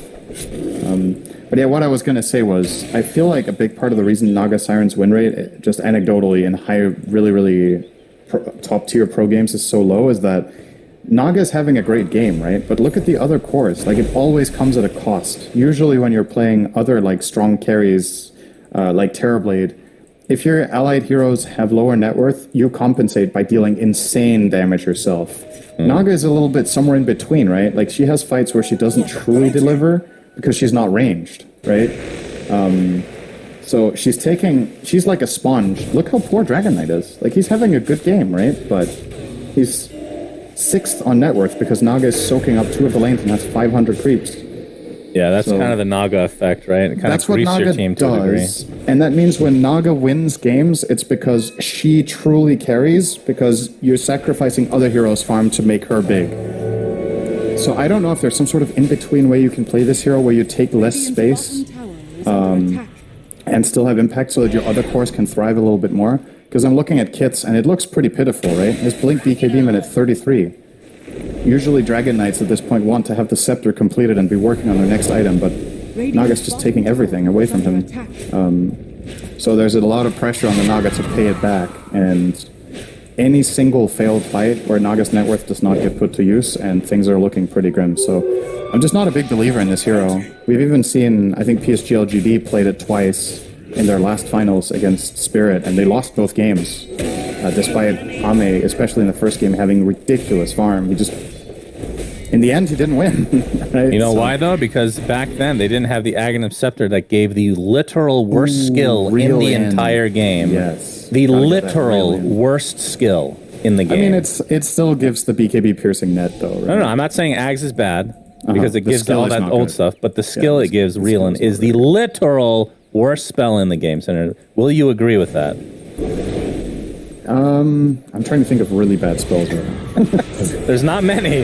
That's the problem, Quinn. Oh, he's going to get gone on here. Dragon Tail into the hook shot. Soul Rope's going to keep him a little bit healthy. Ice Path, Force Staff back into the fray. He pops the BKB. He is fine. Leslau soloing down Albino Zebra inside his arena. Dragon Knight dead. Bat Rider's next. Soniqs winning this fight in spades again. No lasso on the Quap, right? They never connected again, like speed. He has to find this lasso. The stun on the Queen of Pain was really long. I think they had a Dragon Tail into Hookshot into Ice Path again. This needs to land. Something must have gone wrong. He must have misclicked or second-guessed himself and thought he didn't need to use it. And Naga arrives too late to the fight as well, so their biggest net worth hero with no impact in the fight. It's just not good enough. Like, you have the tools. So, Bat Rider has to set up Naga for success. Pretty cool builds here, by the way. So Yawar obviously has that Lincolns to prevent the lasso and all that good stuff, but he actually went for Shard, which you don't see very often unless there's like a Bristleback. I mean, there's a Dragon Knight. I guess that's what it was for. And now he's going to be going for the Aghanim Scepter, which is one of the cooler Ags in the game. And then Quinn, very surprisingly, not going Lincolns as his next item, but Aghanim Scepter, Syndrome. The new Ags. What do you think of that? It's kind of cool against Naga, maybe. Yeah, that is true. So every time the Shadow Strike gets reapplied or it dissipates, it'll have a Scream of Pain applied. Yeah, and then he has the Scream of Pain level 20 taunt, right? So he's just going to throw daggers in the fight on a 3.6 second cooldown, and every time they expire or the target dies, then it spreads into Scream. So it might be good this game. I'm not a big fan of this Ags in general. I think it's usually pretty bad, but against an illusion carry, it might have like enough upside to be a worthwhile purchase. I think if this was a game against Nouns, aka something that they would expect to, go into the upper bracket finals or the finals, this would be a Lincoln's. Pretty sure. I could see that. I think Lincoln's is still a better choice in this game personally, but he wants to try it out. Yep. And I do like the idea of the Naga illusions getting destroyed. Radiant's Kinda middle cool. tower is under attack. And of course, it's AoE, so it's not like it's single target anymore either. And now going with the haste rune. So Soniqs able to create a little bit of breathing room. Still not out of the woods yet. 5k lead for them right now. And DNM on the Naga. He upgraded to the Silver Edge now. yeah. The thing is, though, you might play a little bit of breathing room, but I actually think these last few minutes are very, very impactful because this was when Naga was at her strongest in this game. I actually think it's only going to be downhill from here for her because PA is overpowering her now. She's got Scotty, she's got Lincolns and Ags now because it took this long. So now they're going to have a lot of trouble isolating Yawar.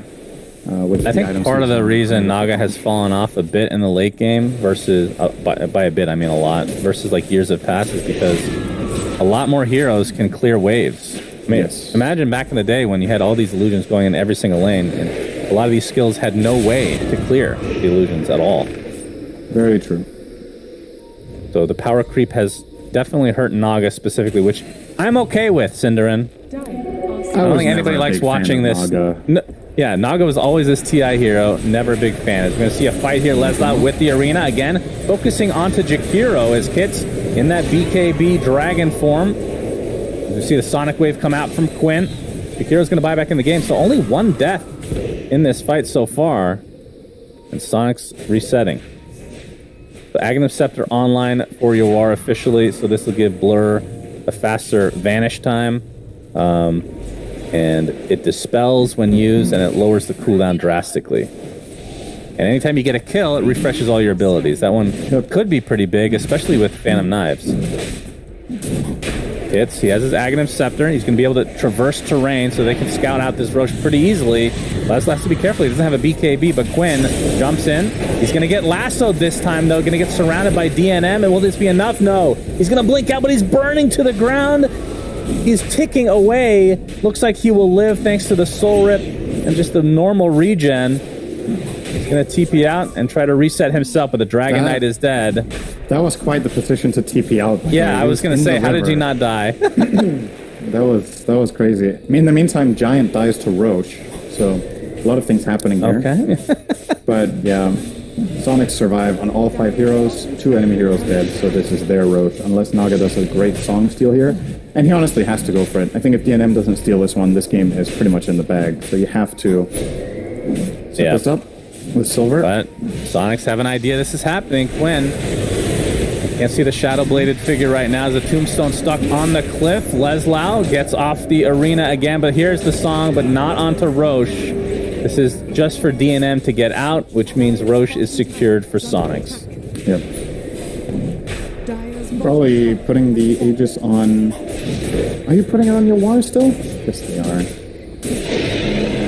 I wouldn't have minded putting this on Quinn, actually, just because your War has the Lincolns and the Ag's Blur. I think he's actually kind of safe in the fights as long as his teammates play around him very well, whereas Queen is a lot more susceptible. But as usual in these late game scenarios, you put it on the carry that's going to hit the high ground, right? So that's a nice one. So Leslau gets the shards, so Spear will hit 2 heroes and have a Trail of Fire. And now has Havoc Hammer. This Love item, that item. I think, is actually underrated. 10-second cooldown, no mana cost. Free wave clear, lots of team fight damage, and the fights are long enough. Great item for Mars for obvious reasons. The stats are good. It's pretty strong. Who underrates this item? Great.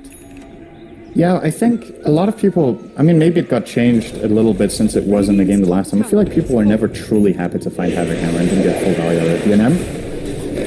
Oh, find MSS, but 4 staffs. You can just find. Oh, but he's silenced right now. Leslie looking for the spear setup. He's going to get stuck into the wall and bursted down to the ground. So DNM dies. That's his 2nd death of the game. Does have buyback, but this is going to allow Sonics to get all these outer towers so that they can go for the high ground push. All right, I have a little bit of trivia for you right now. You look at the kill death score. How many deaths are in the game right now? Top tower has fallen. What? What do you mean how many deaths? 37. No, it's 38 because Clock died to Roche. So we're 2 away Okay. from being wrong and getting 1 right, and you were so confident. Oh my You were goodness. gonna get 4. We are no. cursed. Oh, here comes Flop. Yeah, Oh, gonna the jump bash. right in. The break is there. Sonic Wave as well, and a nice arena onto 2. No buyback being used for the Naga, despite having our ult. Albino Zebra takes a tumble. And, well, we got the total number of player deaths up to 41, Cinderin. Yep. Looks like it's done and dusted now, though. Yep, top rack's dead. Tier 2 tower about to fall. Can easily get another lane, maybe even Megas. You could also go for the game here. If you knew they didn't have buyback, you would probably just finish it off here. Yeah. Sonics will take 1 lane at a time and secure themselves entry into TI with a win here. Keep that in mind. This guarantees top 3. So the worst outcome after this series will be last chance qualifier. Obviously, Sonics aspire Do you for count more that than as They going wanna win to the whole TI? thing. Does that count? Depends. I feel like that's a chance to go to TI. If they get this speed, Speed. dash. Yeah, that is very unfortunate for him, but he's going to stay alive a little bit longer. Meanwhile, Fata putting down that tombstone, and you can see Quinn and Leslau just destroying people on the front line. And Giant looks to be the last remaining member here. Will get dropped as well. So, GG's come out. Sonics take game 2, maybe not in the way that we thought they would, but man, I was pretty confident we're going to get 4 correct predictions. We got should be happy 1. we got 1 because of a bug. That's true. It should have been 0. Oh man. Oh man, Dota's so hard to call, man. It's a tricky game, but yeah, I have to say though, expected outcome today. Sonics win 2-0. I'm pretty positively impressed with Alpha in this game. I think they, 5RATFORCESTAFF, not Alpha. I'm pretty impressed with some of the decisions they made, especially around the early mid-tier 1 tower push, and they started building, toward a possible win condition in the mid-game, but then I feel like they didn't get enough out of their Batrider and Naga in particular. Dropped the ball a little bit, and a couple of mistakes, and Soniqs are just tighter and the better team. But the thing to take away here is that 5RATFORCESTAFF, if they play like this, and they polish things up a little bit in that later portion of the mid-game, there is a chance for them to potentially surprise and make their way to a potential top 3. It's not out of the question that this team could beat a team like Wildcard, or could beat a team like Nouns if whoever loses later after the next series. So, massive improvement from game number 1. So I want to commend them on that, but Soniqs still definitely better. Yep, I agree. I feel like, we're both Naga haters, so this is not going to come as a big surprise. But if that was another hero, this could have gone another way, maybe. Possibly. Like something that's a little bit faster, because it was very even up until like the last 10 minutes of the game. But Soniqs end up taking it, so they 2-0 their way to the upper bracket finals, where they will face the winner of our next series, which is going to be the hypest one so far in this NA Regional Qualifiers for TI-11 between Wildcard Gaming and Nouns. So we'll have to take a quick break now, and we'll be back with that very good and expected to be good best of 3. Stay tuned.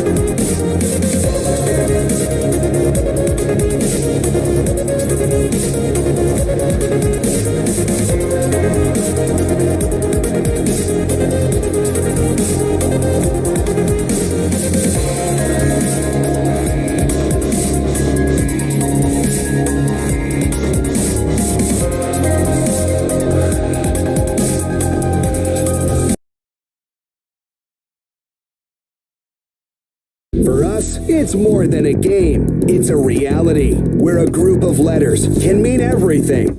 Where runes are collected and Aegis can only be won in battle. Where centaurs can give you a ride. Where the true heroes are those in front of the screen. GG Bet. This is real.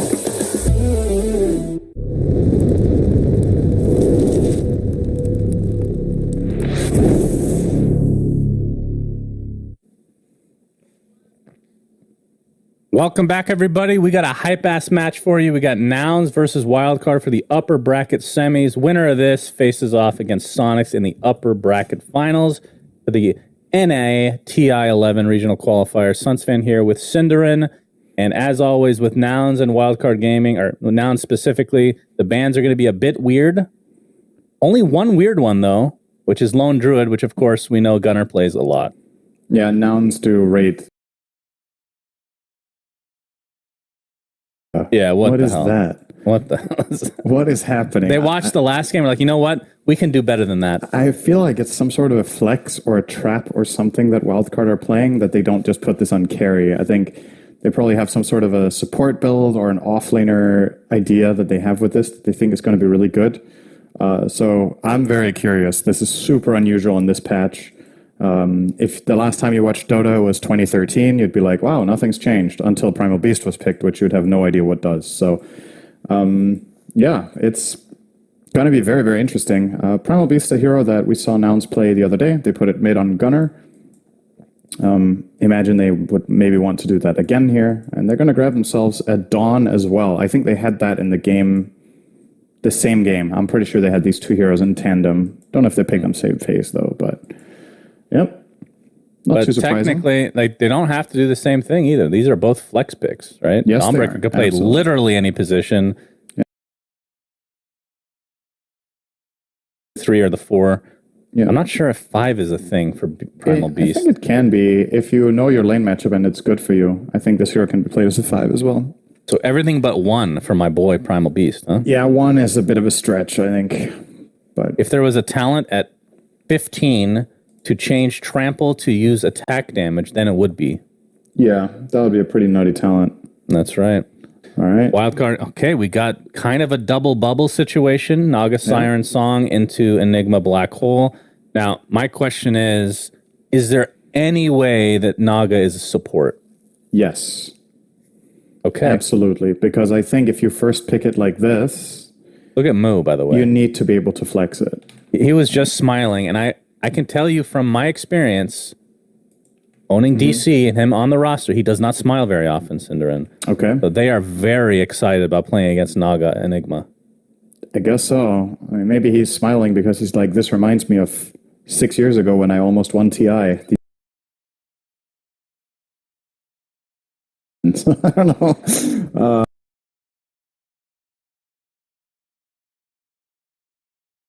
I mean, I don't really know what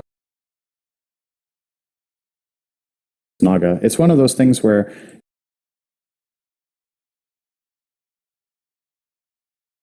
nouns are expecting this Naga. There's going to be something or terrible. I don't think there's going to be much in between. So very, very curious if it's like a 5 Naga or... Because I feel like already it doesn't look like a good carry Naga game, right? Primal Beast and Dawn are really good at killing your illusions. They're strength heroes. They're tanky. They want to buy armor. So it doesn't really feel appealing already. I found the synergy. I found it. Okay. All right. So it's support Naga, but you got to make it a 4 somehow so she gets some farm, okay? You get Aghanim Scepter, you song, you reel people in so that they're closer to get a nice black hole off. And then later... You can get a refresher to double reel in, Cinderin, more people into the same vicinity for a juicy black hole. That's the play. I mean, you're saying it as a joke, but I think it might be part of the plan. I don't know. That sounds awful, but I want to see it. I want to see it so bad. What else? We should mention that I think for this entire tournament, if I'm not mistaken, Esk, which is their wildcard's normal mid laner, is not playing. I'm not sure of the reasons why. Yeah, I think they didn't officially explain why. But this, is it Kiara? I think the name is different on...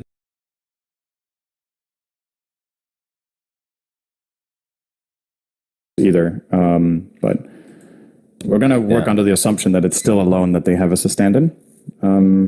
So, yeah, very curious. They're going to ban Warlock, which makes a lot of sense, right? One of the counters to Enigma that we saw yesterday. Played by, I want to say it was not Alpha, it was, who did Felt play? Was it Alpha? Sounds like it was Alpha. I'm trying to remember who Bloody Nine played for yesterday. Why is this not coming to mind? I have to look this up. All right, I'll allow you to do that, please. He did indeed play for... Not Alpha, Dogchamp, that's right. The slowest Google. Yeah, that was very slow. So Dogchamp ran Warlock as an Enigma counter, and the other one we saw tried yesterday was Wyvern.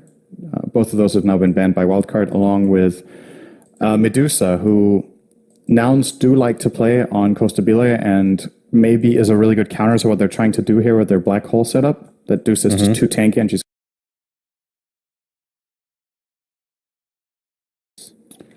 Is that a support? I think they played it on Moo. I'm almost positive they played it on 3 that game. Yeah. Okay.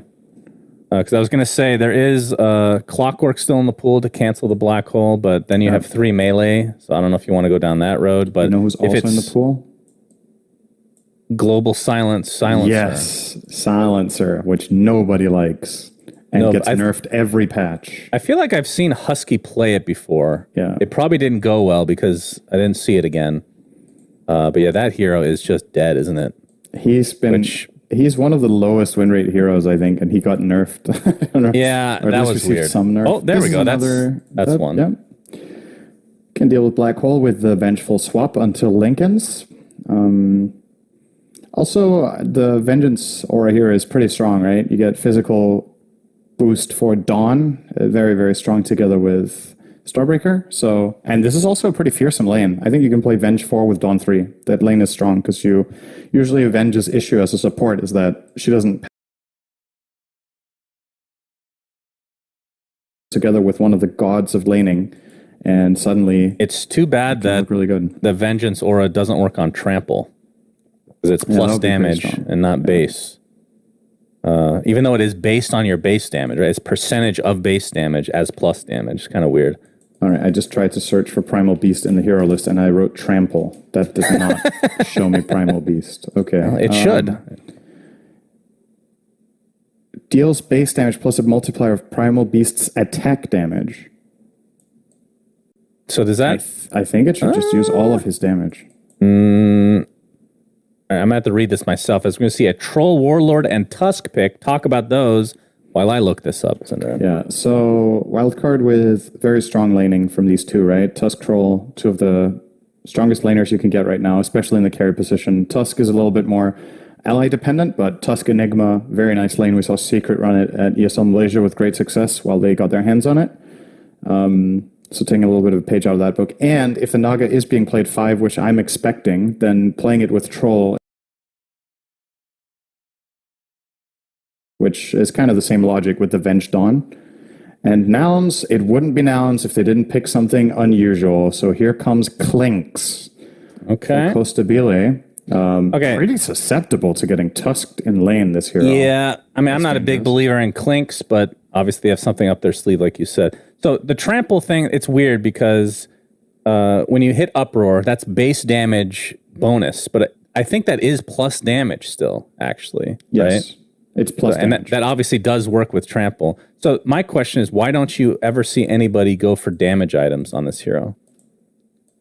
I guess you're just too... Like it won't proc like crit or like Maelstrom or anything, which is kind of a big deal. That would be a good talent to have. So that's the thing. What damage item do you buy? Because the ideal one would be Deso, but you can't apply the Deso.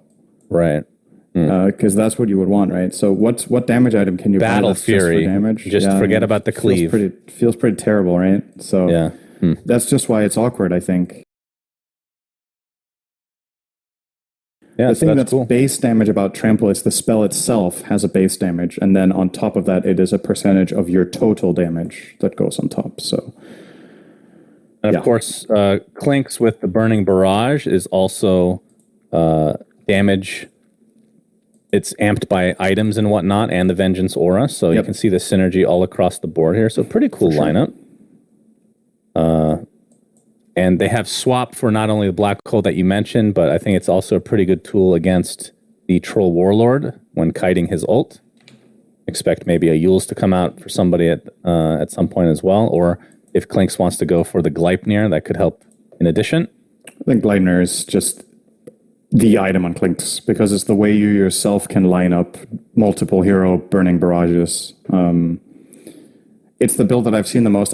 Clinks has got a little bit more popularity in high-ranked pubs recently, and I think it's always the Gleipnir build that people go. It's like Gleipnir, Dragonlance Gleipnir, Deso, or sorry, not Deso, Dragonlance Gleipnir. It's got that insane physical damage in line with Gleipnir. All right. Last pick, Zeus. So it's pretty clear what the lineup is for Wildcard. From nouns, they have a lot of flex. Like, is this actually going to be a support last pick, or is Dawnbreaker Venge your support duo? Or is Primal Beast the support? Like they could still pick a mid, technically. I like putting Dawn support so you can counterpick Troll in lane. I feel like you're making a mistake if you put Dawn 3 here because that lane is just not... I don't think the matchup is that great for you, even with Venge. So what you could do is you could play Dawn with Clinks and then put Venge 4 together with the 3 that does well in lane against Troll. Like, I guess Bat Rider is banned, right? Yeah, so Bat's banned, but there's Venno. There's not that many heroes that are good against Troll. Viper, I think, is still in the pool that you could try to run. Do we like Necrophos? Probably not. Well,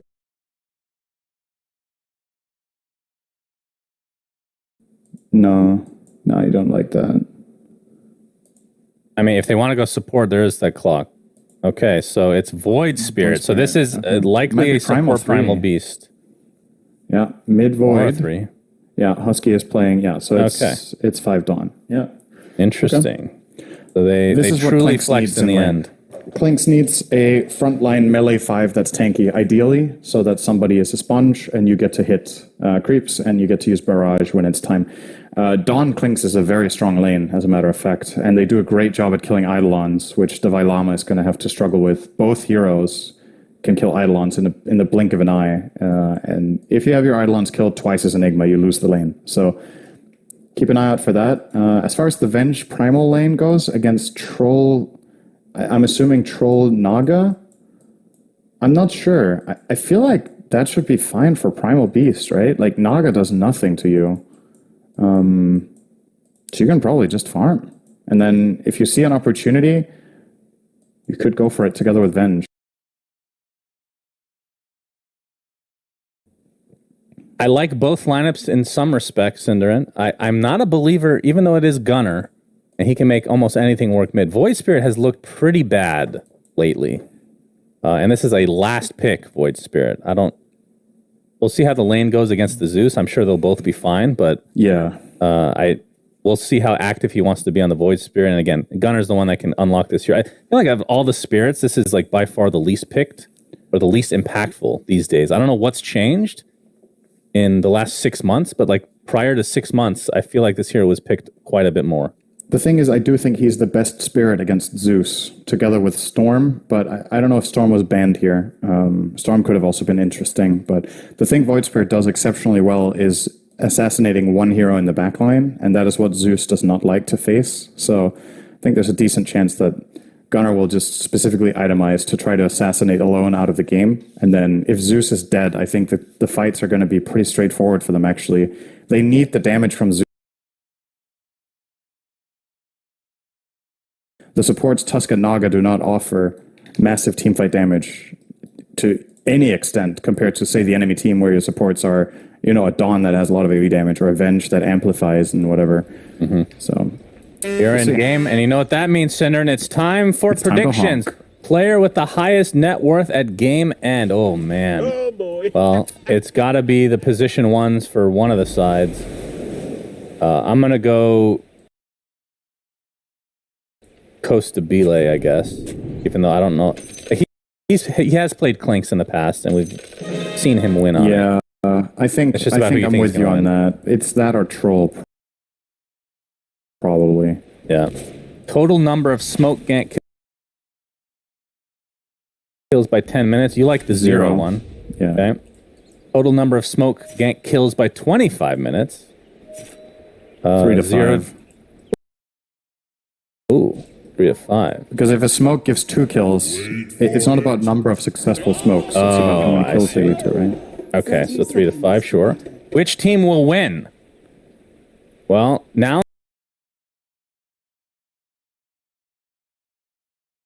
Not a believer. that's true. I mean, I'm not a big believer in Void Spirit, but then there is a Naga and Troll. On the other side. Pick your poison. So- Who do you think is worse? Not who do you think is best. I'll go with Nouns on game 1. But we'll Every see. hero you hate is in this game. And, well, Troll is a different kind of hatred. I don't believe in it, but I love it, if that makes sense. It's kind of a makes love-hate sense, relationship. But Naga, yeah, it's nobody likes watching Naga, let's be real. All right, But 3 as runs for support, it's Nouns. more bearable. So off to a little bit of a head start. The Sammy boy is going to be playing the Naga this game. Z-Freak on his Vengeful Spirit, and expect him to get an Aghanim Scepter this game. I don't know how fast you rush it, but typically it'll be like the second item if he's going to play a little greedy. 4 Venge have different options, right? You can get saving utility, you can get the hacks, like you said, you can go for Wraith Pact as an option. There's different possible paths you can take. I think in this game, I don't know how good the Ags is. I think your primary goal is force people away when they get jumped by Tusk. There's like, Force Staff is actually a very high value item in this game, I think, but Ag's Venge is always going to be good. So see if you and how much farm he finds. Like, Yeah, it's all about how greedy Z-Freak wants to be. He's gone through phases where he's very greedy and then not so much. yeah, I'm not sure what phase he's currently in. mood on the day. Yeah, pretty much. Obviously, I've talked about this before. One of my favorite players of all time. Just hasn't found the team to bring him to high success rate that I would expect for somebody of his caliber, Cinderin. But that is kind of the issue with NA. Sometimes you just get stuck on teams. But luckily for him, Nouns, I feel like, have been very stable the last year. They've improved dramatically, and they definitely have a chance to put up a fight as Husky ends up Whoa, getting first okay. blood on Alex. I was not looking there. The Dawn soloed a Tusk with boots. That is very unusual, but gets the level 2 first and just goes for it. I think Tusk was out trying to mess with the pull of Husky.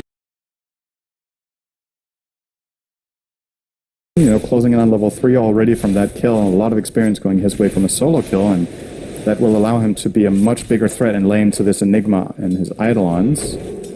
Do you know if illusions will stack uproar charges? If they deal proc enough it? damage per hit.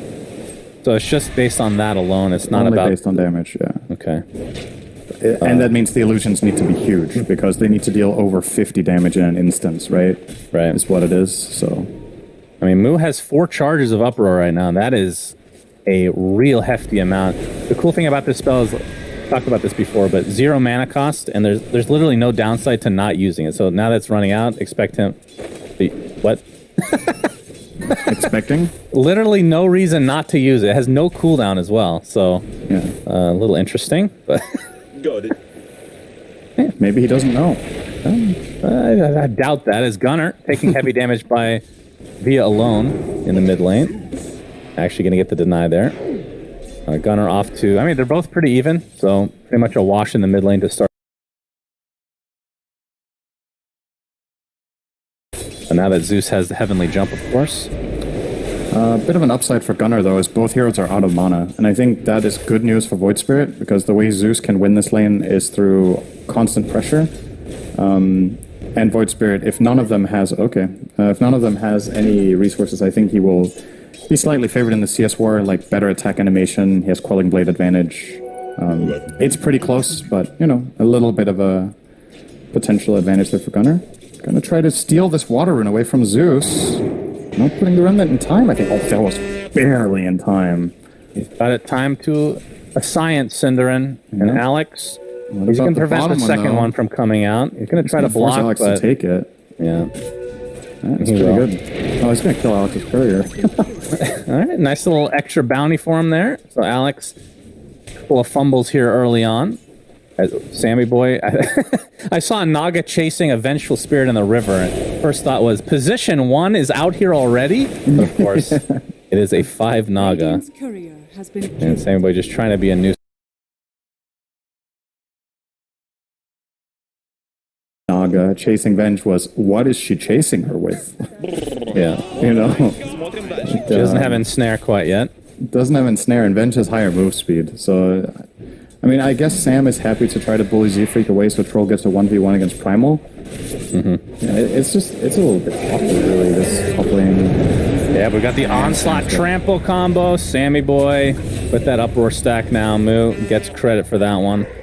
God, I love this hero, Cinderin. It's so fun to watch. And they also killed Tusk Alex again. will die. Yeah, that is the... Wait. Has he not died 3 times? Am I crazy? Oh, no, that was his courier. I counted the courier as his own death, which is understandable at this point. Yeah, 3-0 start for Nouns. Yeah, the thing about Sam's stuff there is that he did place a sentry, so they find the obs, and that is a pretty good consolation for losing your 5 Naga. The obs was killed by Eve. Oh, so he gets we got a the dust on experience. Costa Bile. He was stuck inside the shard. Snowball coming in. That's a nice kill for Alex. The TP support from Z-Freak is here to at least get the trade, but Wildcard will take that. Yeah, it's very good.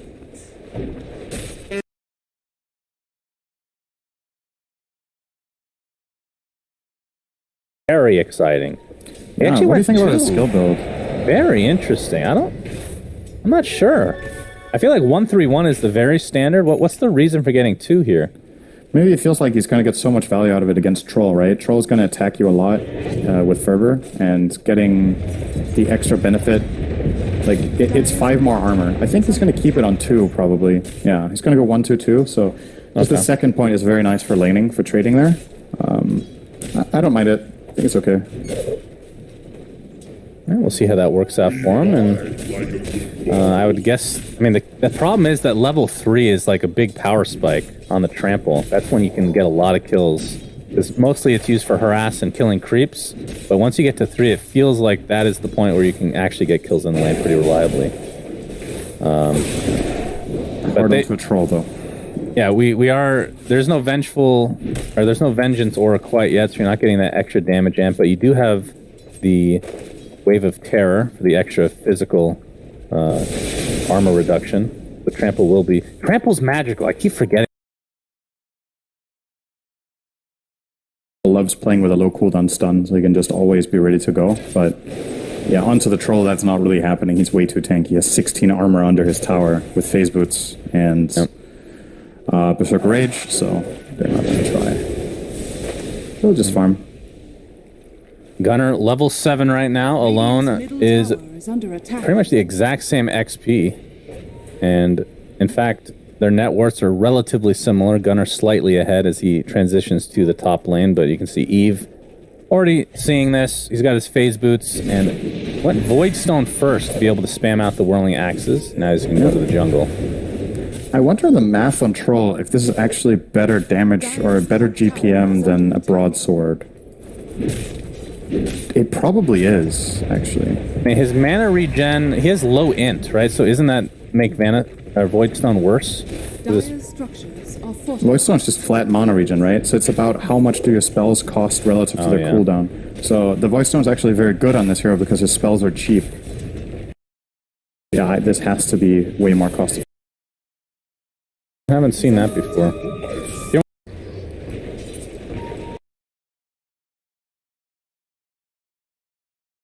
Sammy boy, he is super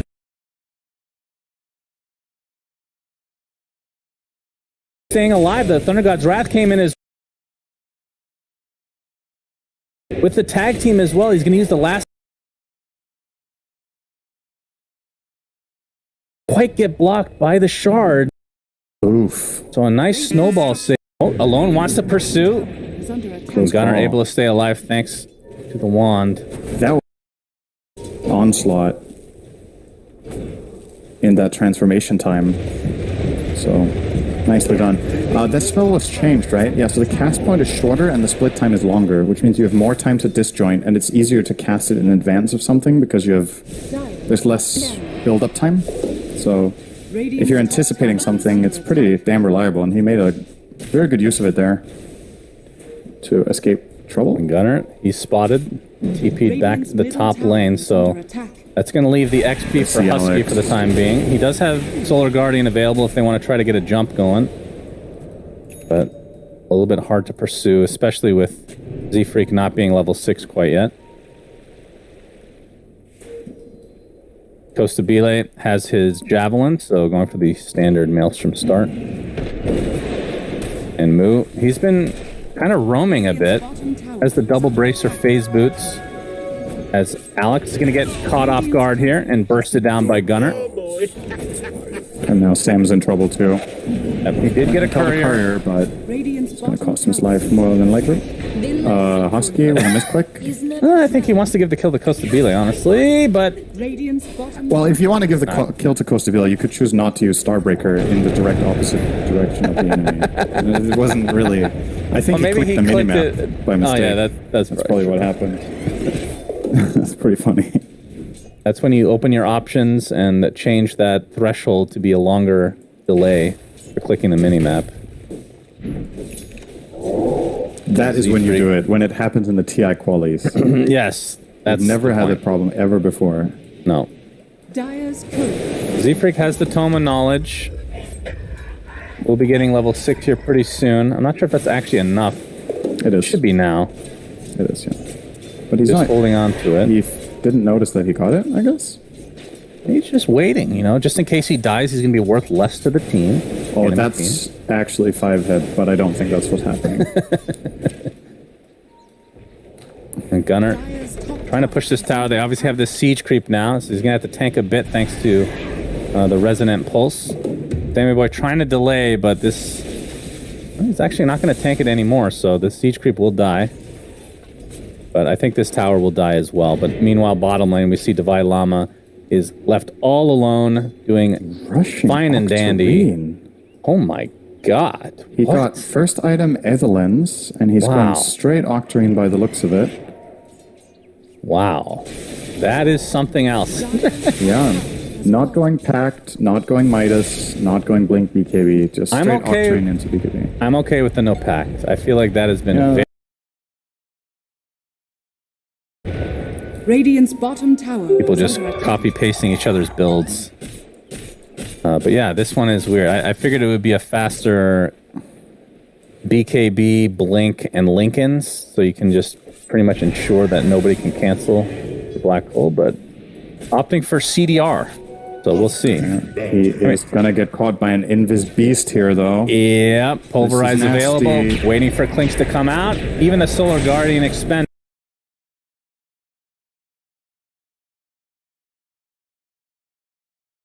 Just the last click there from the Burning Barrage, but Moo technically gets credit for that one. And he's going to be rushing the BKB again. So far, kind of sadly, this is the complete standard build. Just get super tanky. Although I guess Soul Ring used to be a thing, but... Oh, he has Soul Ring as well. Soul Ring and Double Bracer. My God. Really going ham. Mars build. Just missing a bracer. Swap on the Sammy Boy in the top lane, and we got the Onslaught Trample to finish.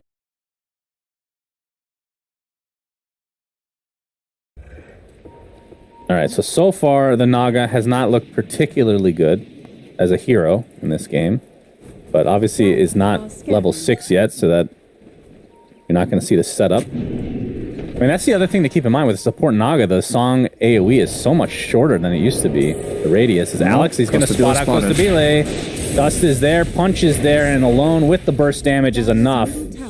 Nice pick off from Wildcard. But this is going to open up the mid lane to get pushed, or at least pressured. Fortification is activated as Eve, very close to finishing the Battle Fury. Absolutely does not want to die right now. This would be real bad. Yeah, he's got it. And he has it now if he wants to bring it out. Has yet to buy the component. Here's we're going to see the first black hole of the game, and it's going to be on Gunner, and it's going to be a super easy one for Wildcard. That's probably mid-tier 1 as well if they don't have big Sammy resources Boy, ready. he is level 6, and he got his song on. There, he's just buying time for Troll to push mid. So, locking those two heroes in place while Eve is getting that tower. Really, really good sequence here from Wildcard. They kill Void Spirit with Black Hole and get mid-tier 1 minute 14 while also saving their 5 top, so couldn't have gone much better than that. What is... You're going to have to do some math here, Cinderin. Okay. With Octarine, the cooldown of Black Hole, what does it become? Is it close to what Naga's 150. ult is? 150 at level what? At level 1. At level 1, which aligns with Song of the Siren, which is 160. You think that has something to do with it? That they want to align these I was together? thinking about that, but I don't know. Like, I'm still uncertain about what they're aiming for with these two heroes together. Like, we might be overthinking it, and they just really like the Naga for the reset potential and to contest Roche, and then they're making sure to pick a carry with it that can compensate for weaknesses, which is dying in the river. Yeah, he dies. Again, just position 5. Siege creep is... I think it's finally time that this of nouns alone... Ooh.